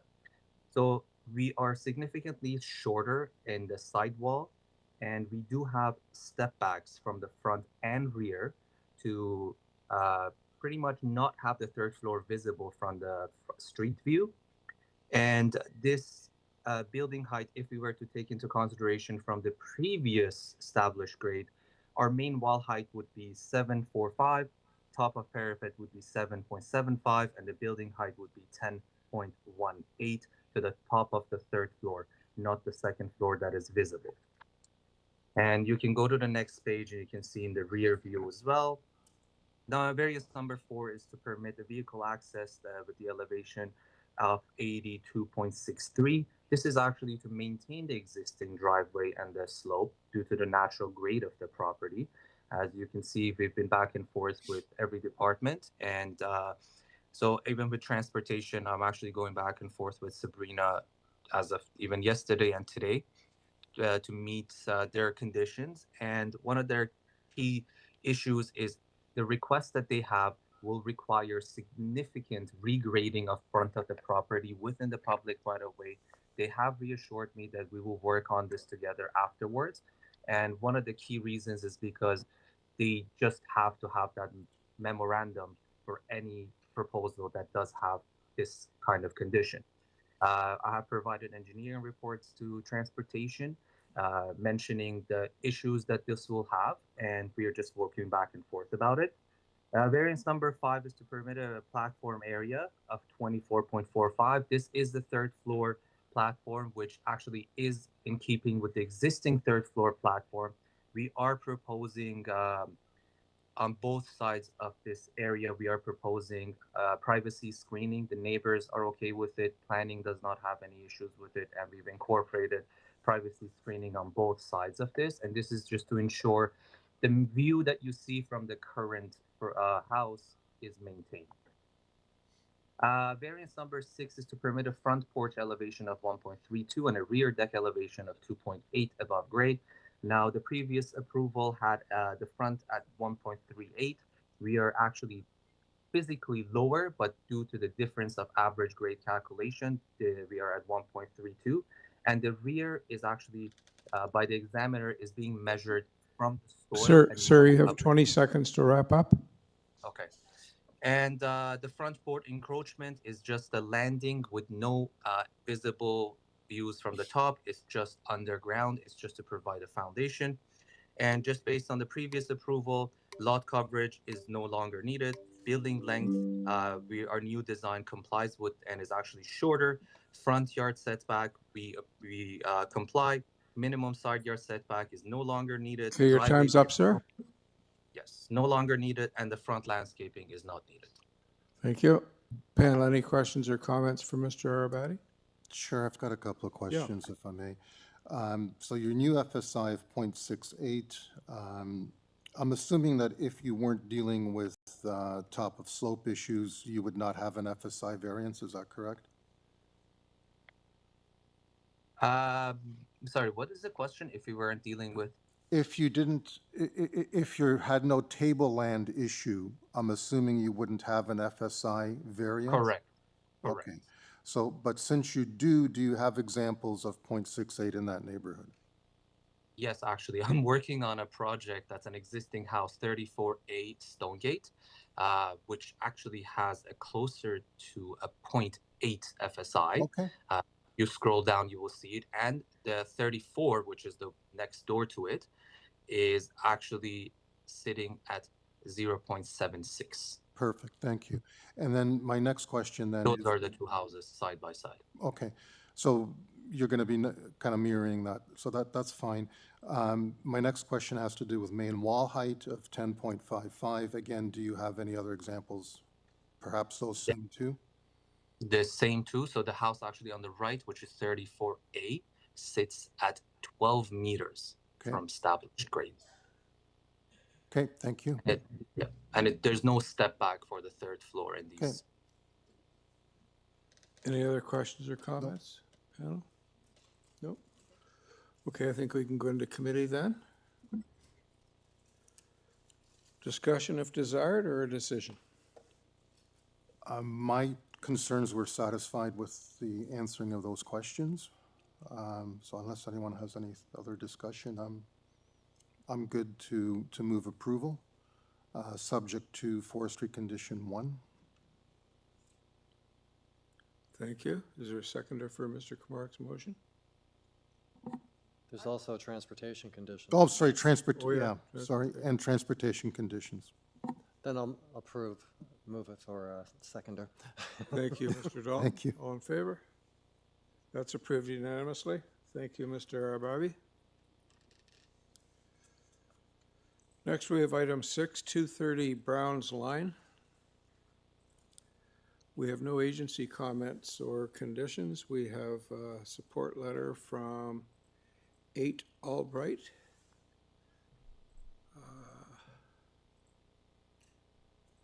Purpose of this application is to permit a nursery school, daycare, and office use. I guess, and you would be Giorgio Frasca. Okay. I think we don't need a long presentation here. It's pretty straightforward, but maybe just if you could try and justify why a daycare should be allowed in the CL zone. Sorry, do you mind pressing the mic? There's a button in the bottom. Thank you. Okay. I will do. Thank you. Good afternoon, Mr. Chair and members of the committee. My name is Giorgio Frasca, and I'm the architect and agent for the owners here at 230 Browns Line. As you noticed, we are seeking... Sorry, your address? 2781 Highway 7. Thank you. In Vaughan. We are seeking a minor variance to permit a nursery, school, and office use within the existing building. I put a presentation together, and I have a few paragraphs here to read, and this is addressing the zoning hole anomaly that we have here with the city bylaw.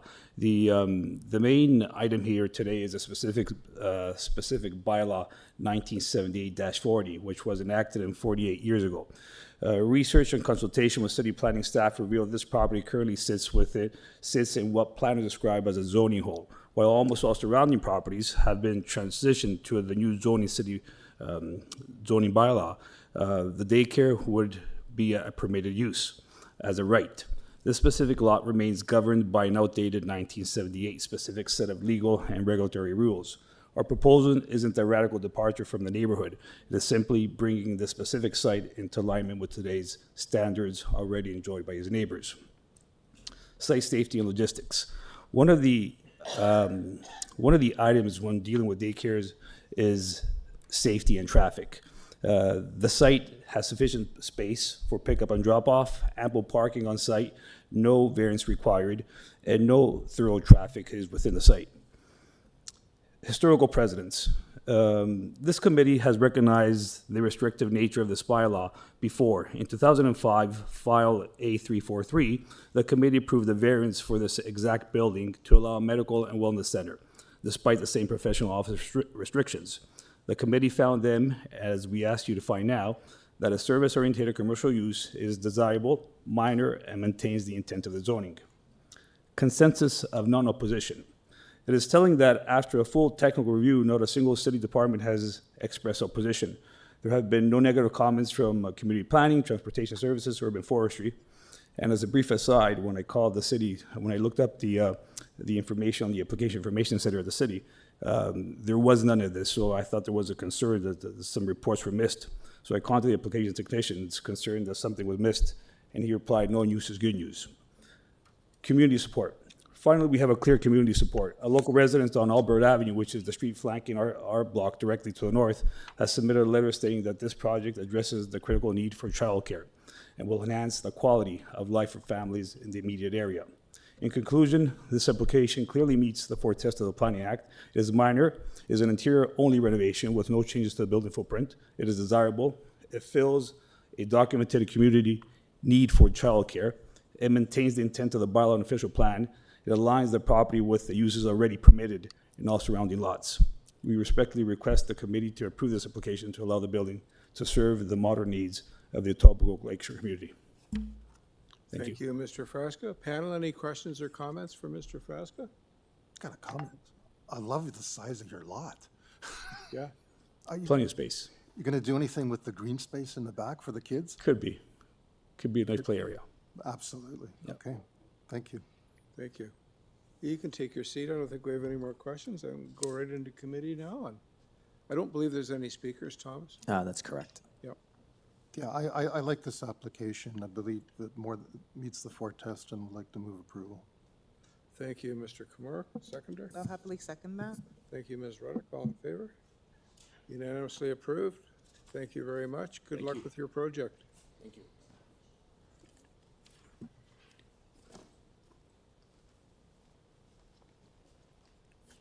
Moving on to item 714 BOAKE Street. Purpose is to maintain the existing lodging house, which will contain a total of 8 rooms, and to construct a rear yard platform. There are 2 variances. The agent is Subramanian Kathir Gamanathan. My apologies for the pronunciation. Please come up.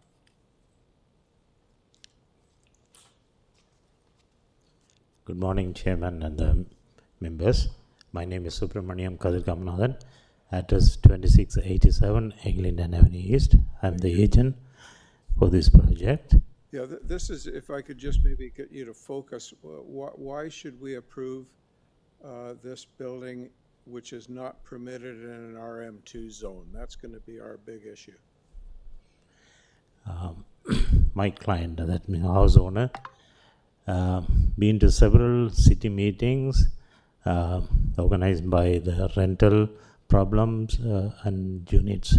They need extra units from, possible houses or basements, So he would like to add few rooms, one on the top third floor, which is around 600 square feet. It needs Can I interrupt you for 1 sec? Is this student housing for York University? Yeah, close to, yes. Okay, I think it'll help if you just say that up front. Okay, sorry about that. It is already a rental unit anyway, but they want to get approved for the multi-unit thing. So the third floor needs a fire exit. That's where that stairs we have drawn it. Other than that, they like to put one more room. 6 is allowed, I think. So there are is over 6. That's why we are here for the minor variance. Okay, thank you, sir. How long has this lodging house been in existence? Since they bought 2015 is as a new. And beside most of the houses are rental. What was it before? Say that again. What was it before 2015? It's a new building, new house. They bought it from the builder. So it was a lodging house back then as well?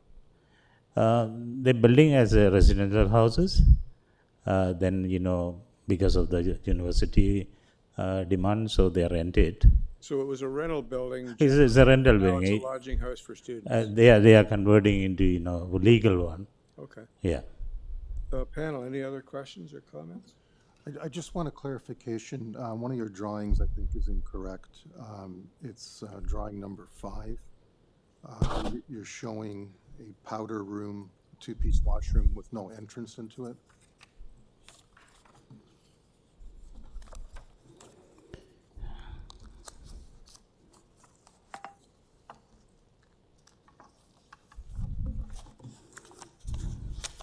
It's on the screen for your. Oh, sorry. Yeah, I didn't bring any. Yeah, okay. Oh, I can see here. Okay.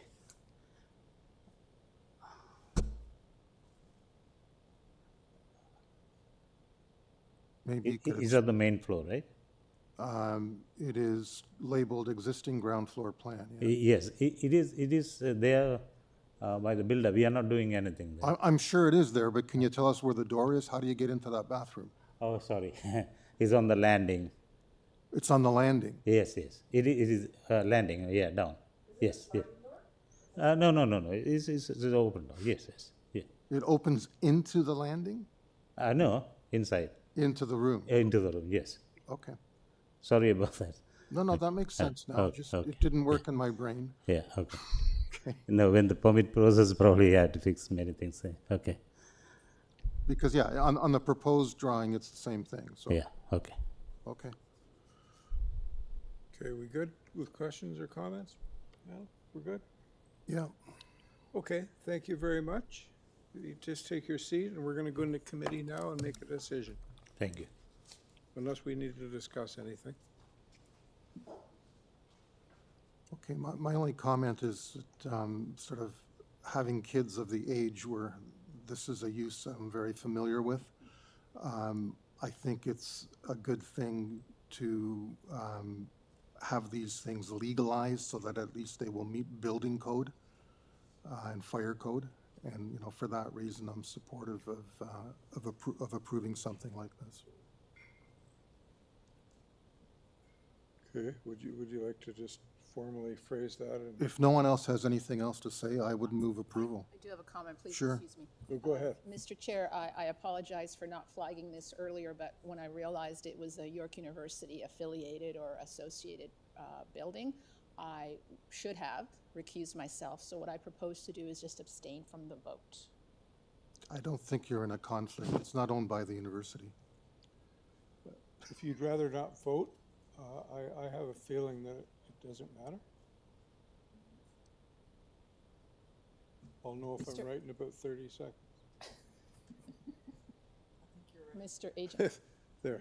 Thank you. Mr. Agent, can you confirm that other than the students that perhaps go to the school there, it's not owned by the school in any way? Say that one more time, please. I just want to clarify that other than the tenants might be students at York University, there's no other affiliation with York University. No. Thank you. Thank you for clarifying. Thank you. Thank you very much. Thank you, Ms. Ruddick. Okay, now I think, Mr. Komarek, you're in the process of making a motion. Yeah, I believe the application meets the four tests, is desirable for the community, and would like to move approval with no conditions. Thank you, Mr. Komarek. Is there a seconder for Mr. Komarek's motion? I'll second that. Thank you, Mr. Dalton. All in favor? That's approved unanimously. Thank you, sir.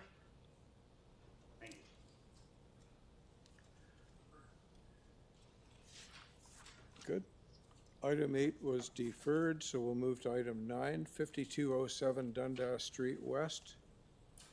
Purpose is to permit design changes for the proposed sports court facility on the roof. It's, this variance is single variance required to enable basketball to be played on the roof. Planning is okay with the application. There's a presentation, which, subject to your concurrence panel, I don't think we really need. I'll just take a stab at the rationale for this. You can't play basketball with a 3-meter high screen because the shots will get buffeted in the wind. Have I got it right? Tori McKinnon is the agent? So actually, Mr. Chair, it's going to be Sean McGraffrey. He's currently online. Okay. Sir, did you hear my brief presentation on your application? I did, Mr. Chair, and I think you captured exactly why this variance is required and before you today. It's really just to permit a mesh enclosure or screened enclosure around the court on top of the podium element, so we don't have any errant basketballs falling on members of the public below or into the courtyard of the building. Just for the record, Sean McGaffey, Senior Associate, W&D Associates, 47 Roselawn Avenue, Toronto, and happy to answer any questions you may have. Okay, that's great. Thanks very much. So are there any questions? I've got one. Go. Are hours of operation going to be restricted on this? I don't have a specific answer for you on that. I would imagine so, sir, just I would hope given so, yeah. how amenities typically function in buildings like this. But I couldn't give you a specific No, that's window. okay. That's okay. My only other comment is that, you know, here we have a large development with a truly minor variance proposal as opposed to one we had earlier this morning. So that was my only. Yeah. So can we go into committee for a decision then? Sure. I find the application completely straightforward. It's very New York. It's for good purpose and public safety. As such, I'll move a motion for approval, and there are no conditions. Thank you, Mr. Dalton. Seconder for Mr. Dalton's motion. I'll second that. Oh, go ahead. Ms. Popovic, thank you very much. All in favor? That's approved unanimously.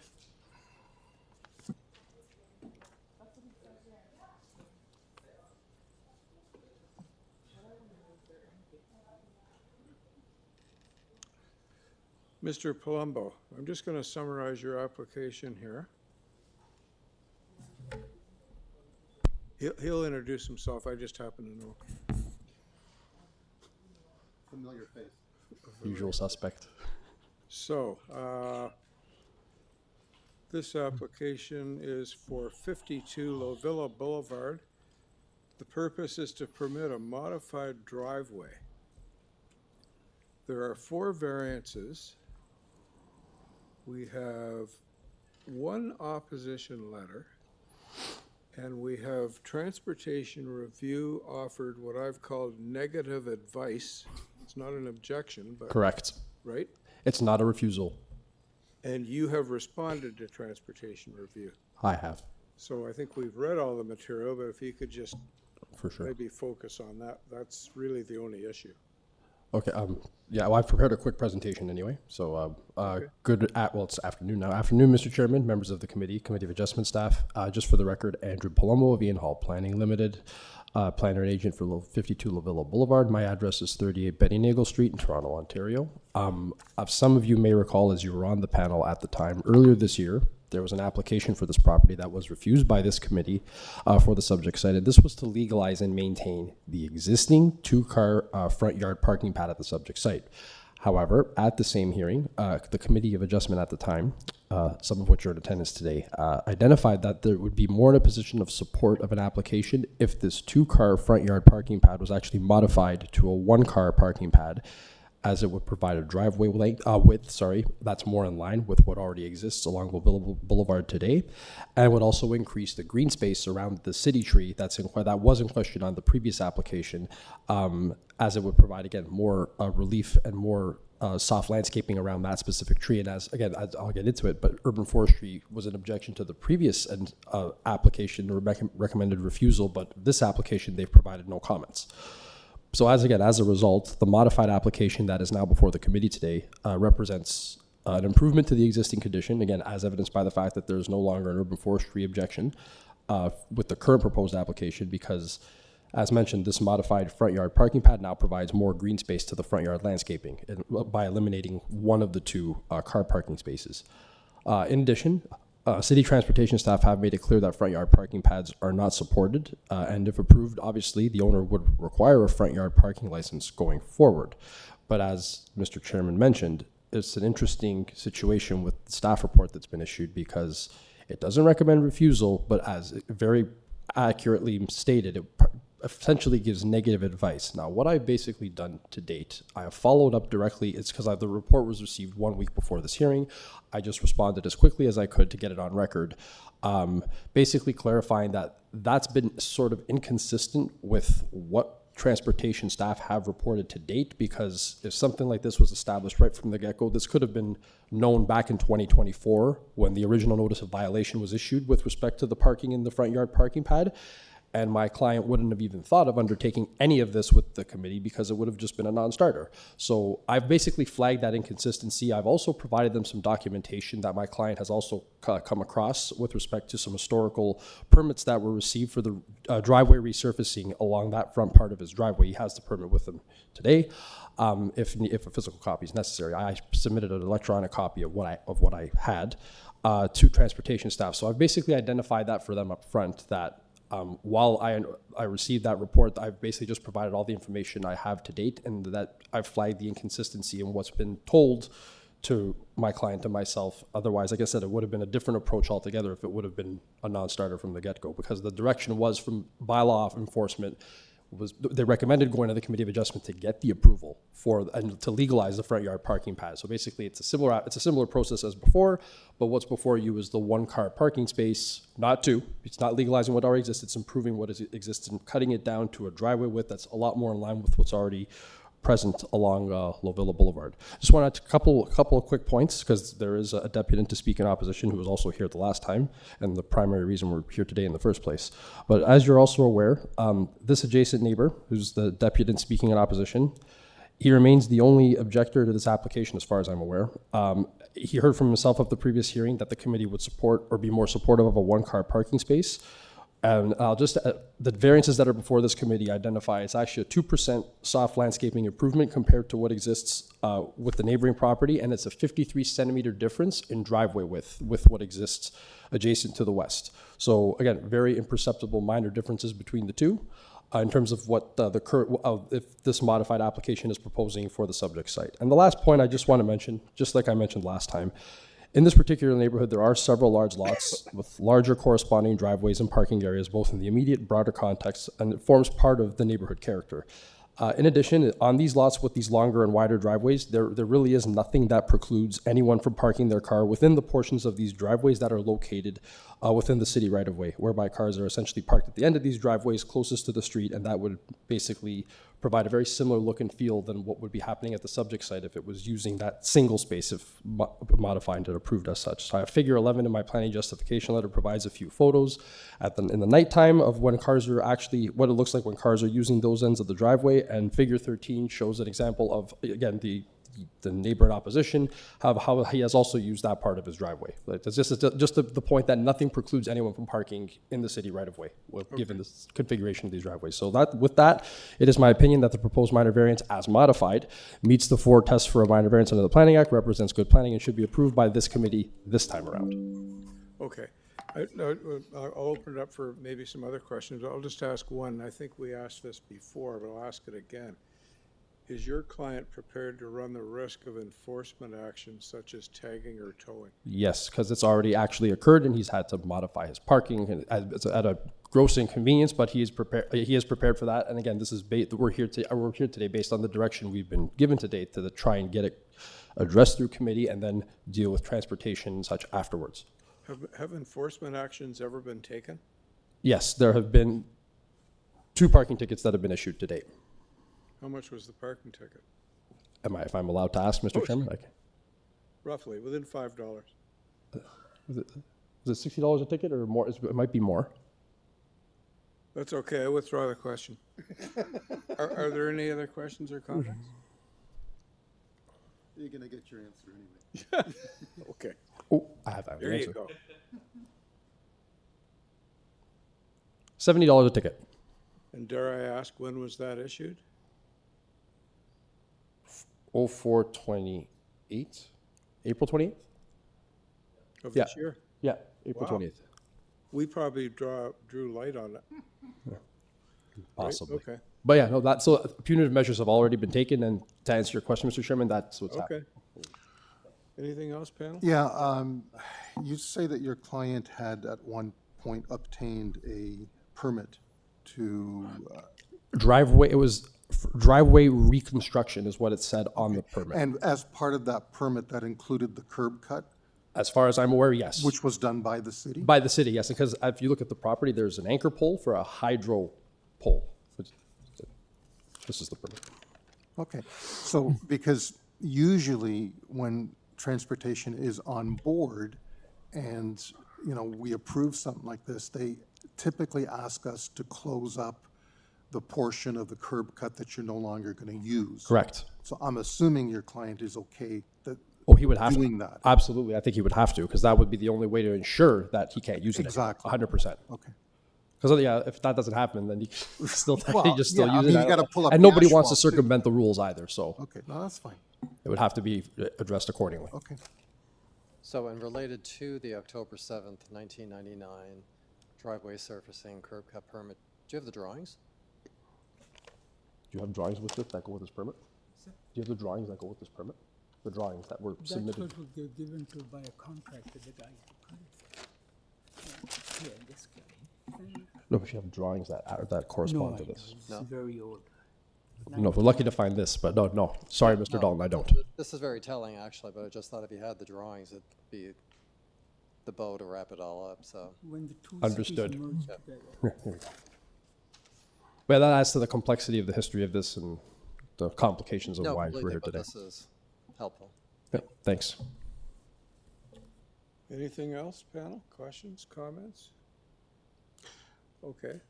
Thank you, Mr. Yep. Wambo. You can Thank take you. your seat. We'll go into committee. Oh, sorry, Mr. Chair, we do have one deputed Oh, I'm in sorry. person.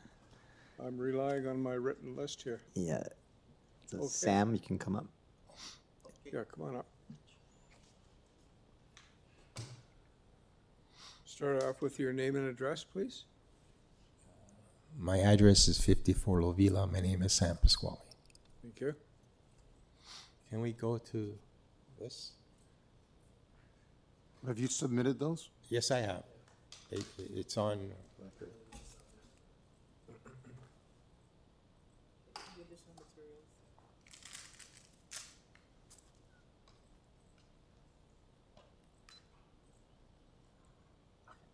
Item 10, I don't see it. Oh, there. Yeah, okay.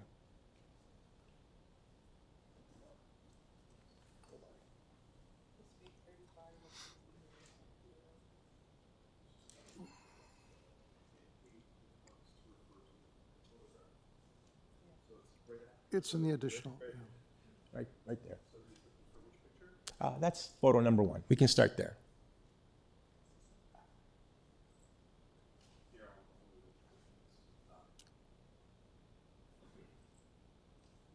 So the hydro pole is just out of the picture. On the Yeah, that's that number. I'll tell you what it is. I'm just going to guide you through.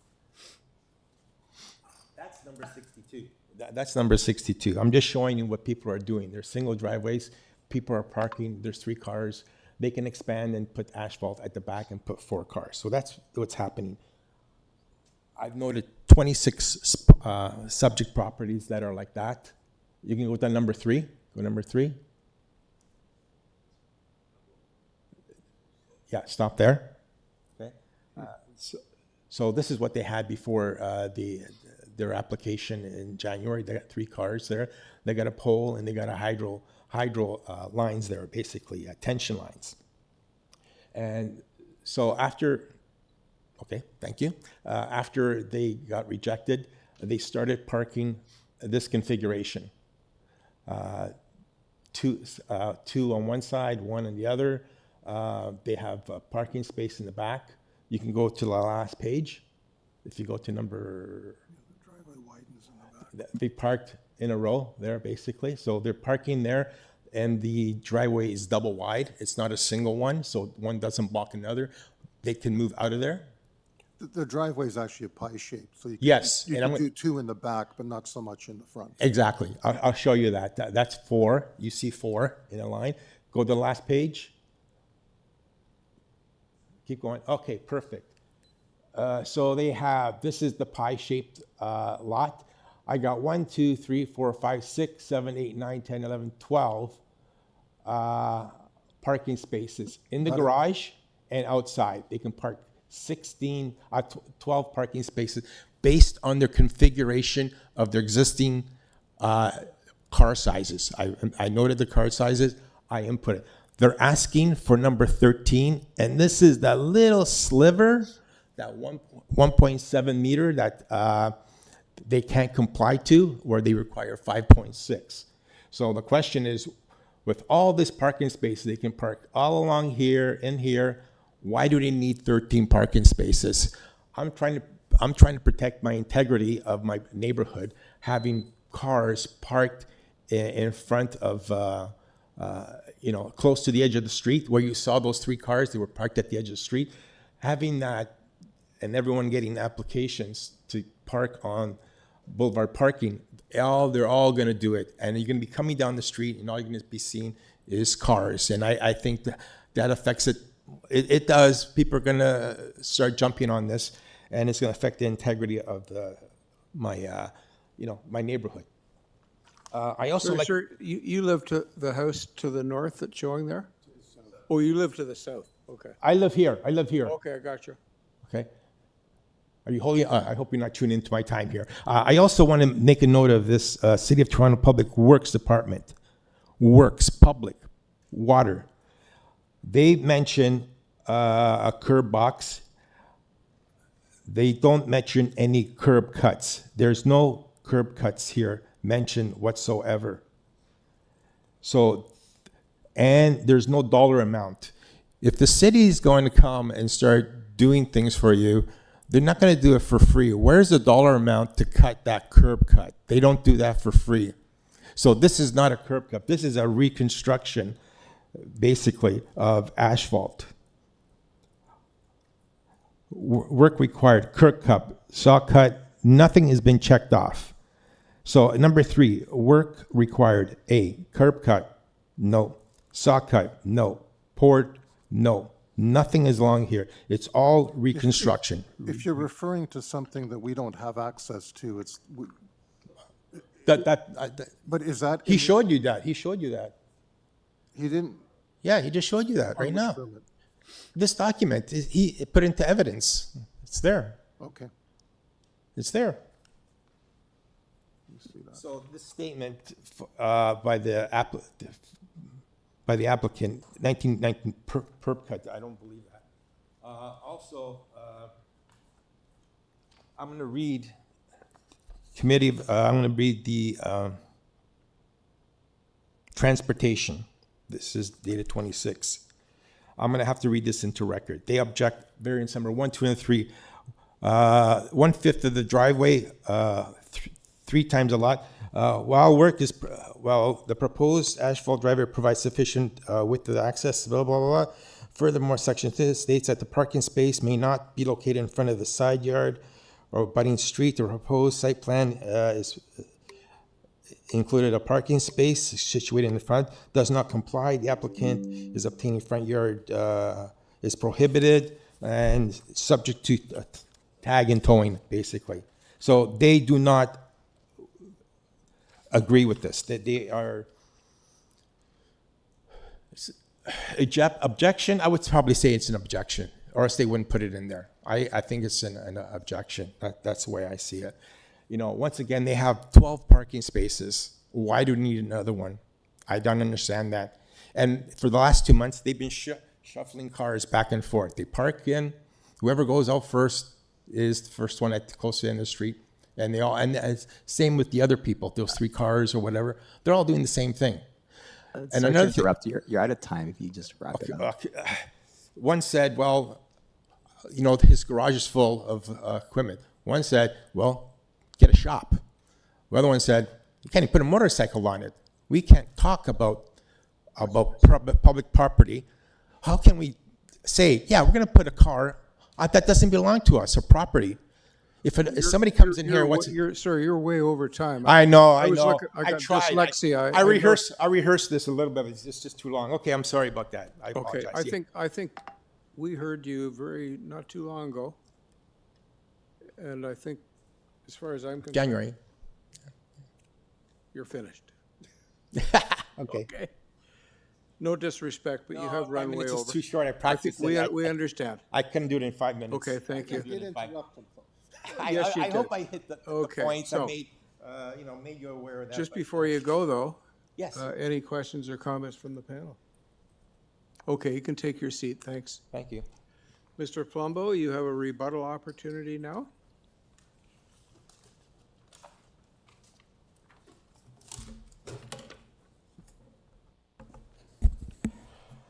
I'm going to keep this very brief. That reference to that 13-car parking configuration is not to scale, doesn't factor in doors opening and closing. I don't know how that can be accepted as an official drawing or any type of actual accurate parking count, but I would disagree that that represents anything accurate of what you can actually place on this property. Again, for 1 minute, there's a complaint. You just heard the deputant say the cars are being shuffled around. If that space existed, that problem would be mitigated a little bit.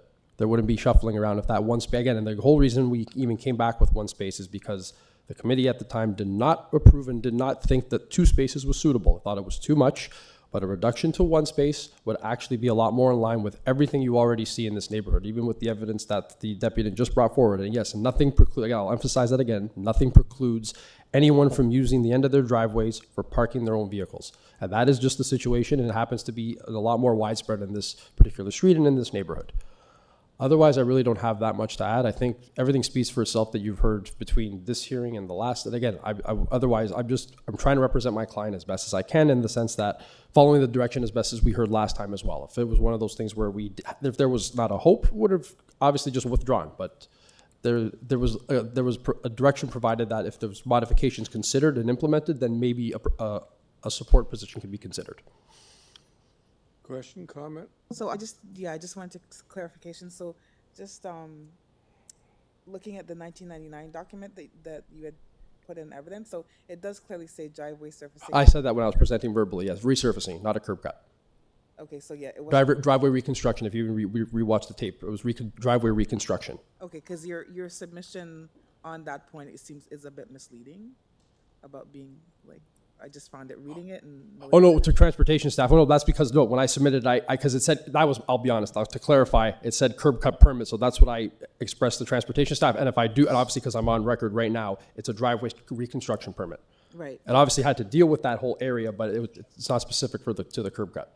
And that's to Mr. Dalton's point. If there were drawings to go with it, that would obviously wrap everything up a little more cleanly. But unfortunately, we'd have to do a little more, either more digging or going through more historical records. But that wasn't available on hand for my client.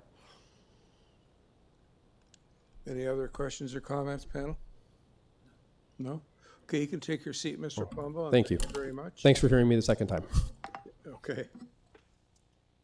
So let's go into committee for a discussion if desired or a decision.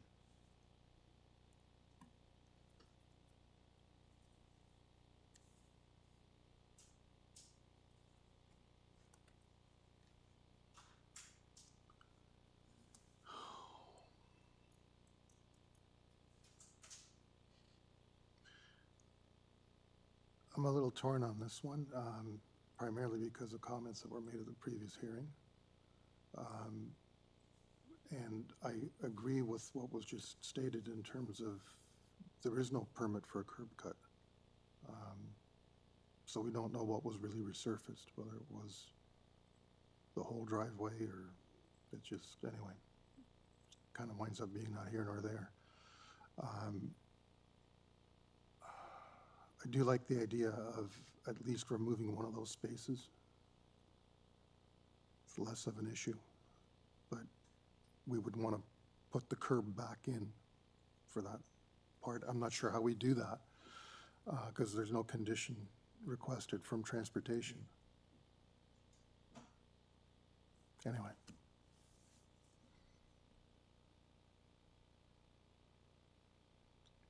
Anything else, anyone?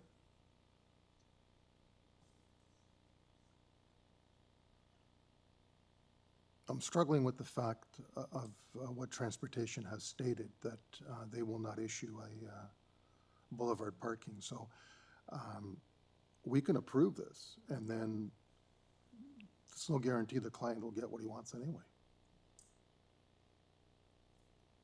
And he could get a $70 ticket every day.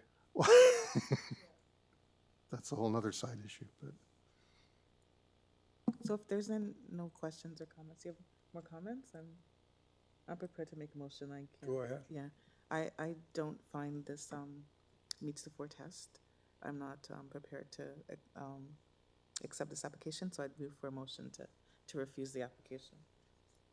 Okay, is there a seconder for the motion to refuse from Ms. Ruddock? I think I'm inclined to support that motion and second it. Okay. Motion to refuse has been seconded. All in favor? Motion to refuse carries by a vote of 3-2.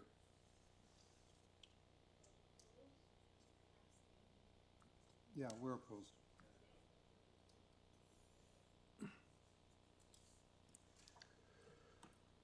Okay, moving on to item 11, 32 Orchard Crescent. Purpose is to convert the existing attached garage into habitable space. Ravina Natural Features is okay, TRCA is okay.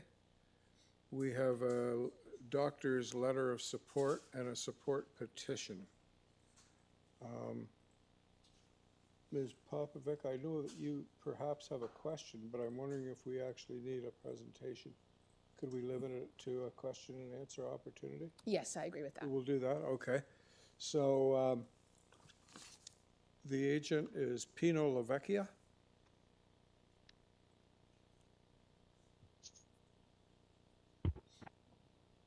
Good afternoon, Mr. Chairman and committee members. Good afternoon. I'm just here to just discuss this a bit, and okay, if you wouldn't mind just moving into questions and answers in lieu of a presentation. It's a pretty straightforward application. no, I was just making a statement, not so much a presentation. Well, go ahead, make your statement. Well, I just wanted to say that we're not here before the committee to necessarily contravene the bylaw, but it's strictly out of pure necessity. The owner of the property, he was involved in a life-altering accident that now he has to use a wheelchair to in order to function, and the house just doesn't allow him to operate, and he can't be in the house right now. He's in a rehabilitation hospital, and he wants to move back into the house. So the reason for converting part of the garage is to make it an accessible washroom so that he can move back into the house and have use of that. It's not so much as living space, but more of a necessity to provide an accessible washroom and also a lift to get him into the house instead of having a ramp out front. Okay, understood. Panel, questions, comments? No, we've approved similar applications, which were purely for living space. It wasn't necessarily habitable space. I don't see this as an inconsistency with what's been before us before. We ready for a motion to that effect? Or? Yeah, I'm happy to move a motion. I believe I believe the application is minor, and I would support approval with no conditions. Thank you, Mr. Kamork. Seconder for Mr. Kamork's I'll motion. second that, Mr. Chair. I'm going to give this one to Mr. Dalton. Okay. You two are, this is like, what was that? Depends which Jeopardy. Depends which way you're turning at this time. Okay, so we have a motion to approve, no conditions, seconded, all in favor? That's approved unanimously. Thank you, Mr. Lavecchia. Oh, and I noticed that Mr. Hellier is potentially listening in, so good luck to you, Mr. Hellier. Moving on to item 12, 74 Brentwood Road South. Purpose is to construct a new rear deck with a second-story addition above. There are 3 variances, and we have no letters from agencies or departments, and we have 2 support letters, one from the immediate neighbor and one from 8 doors down the road. Panel, can we treat this as straightforward, not requiring a presentation? Good, okay, so Nina Fant or Font is the... Hello? Hello? Hello, can you hear me? Yes, we can. Good afternoon. Could you just give us your name and address, and then I'm going to ask you something. My name is Nina Fant of 54 Gwendolyn Avenue. Okay, sir, are you agreeable to not making a presentation on grounds that this is very simple and straightforward? But sure. Being open to answer any questions if we have any? Yes. Okay, good. Let's proceed on that basis then.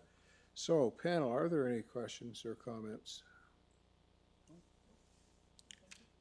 So let's go into committee and make a decision.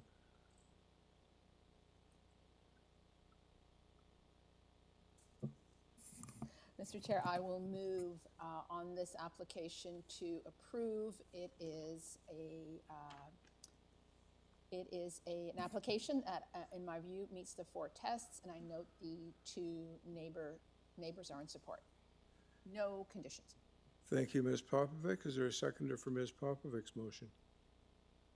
I'll second that. Thank you, Mr. Dalton. All in favor? That's approved unanimously. Thank you, Ms. Fant. Thank you. Final item on this morning's agenda is number 13, 27 Belvale Avenue.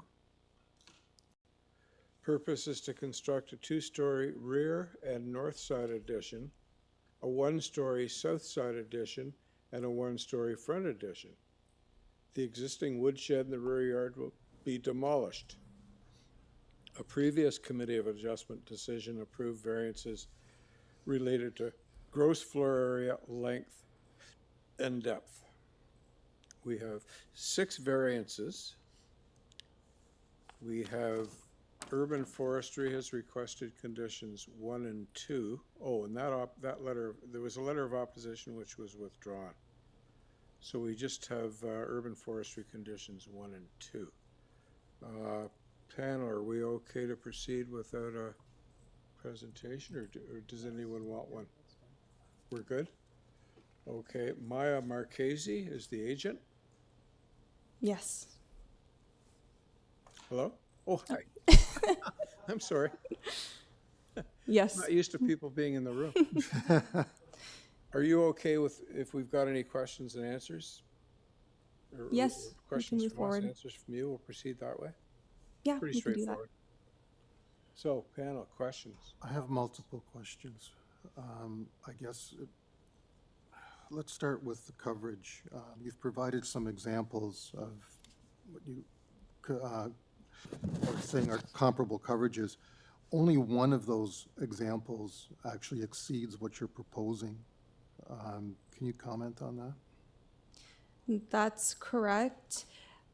Through this proposal, we're increasing coverage and the FSI or floor area through additions going horizontally rather than building up. So that is what is resulting in the increase in the coverage and FSI.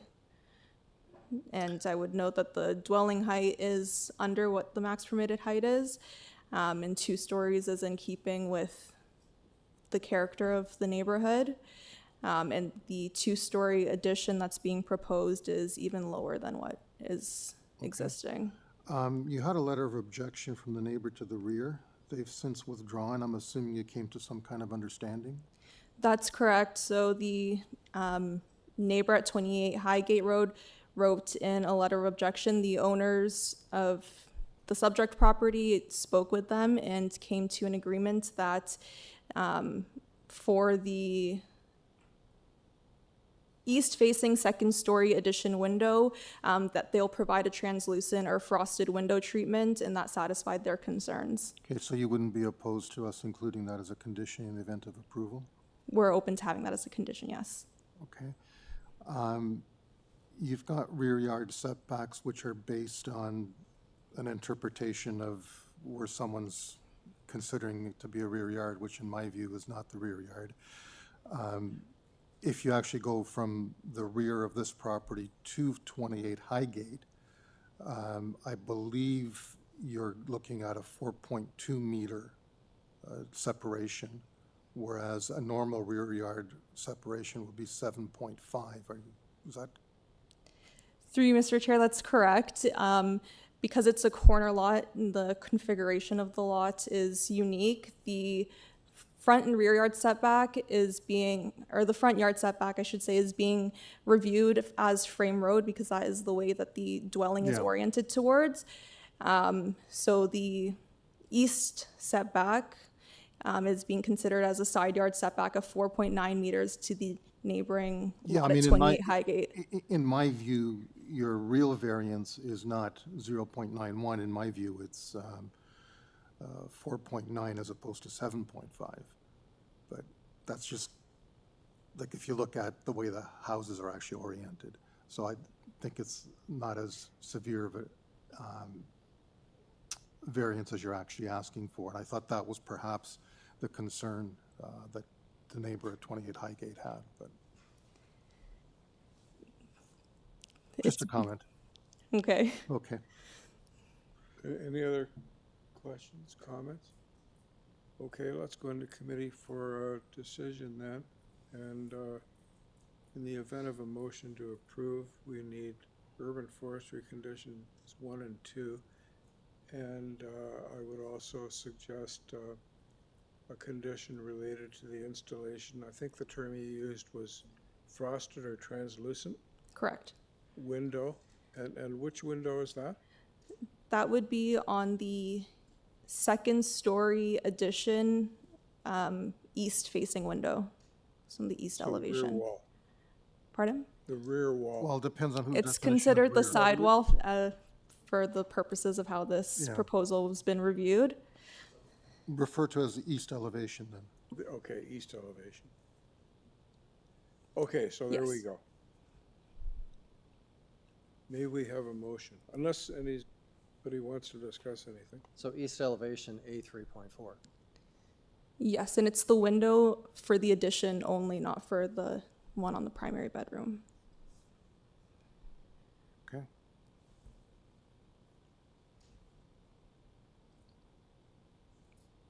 I'll make that motion, Mr. Chair. You don't want to repeat it, eh? I'll try. That's okay, I'm kidding you. I'll second it and I'll repeat it for you. So we'll, approved on the condition of forestry conditions 1 and 2, and that the window on the second floor east side elevation addition only be frosted or translucent.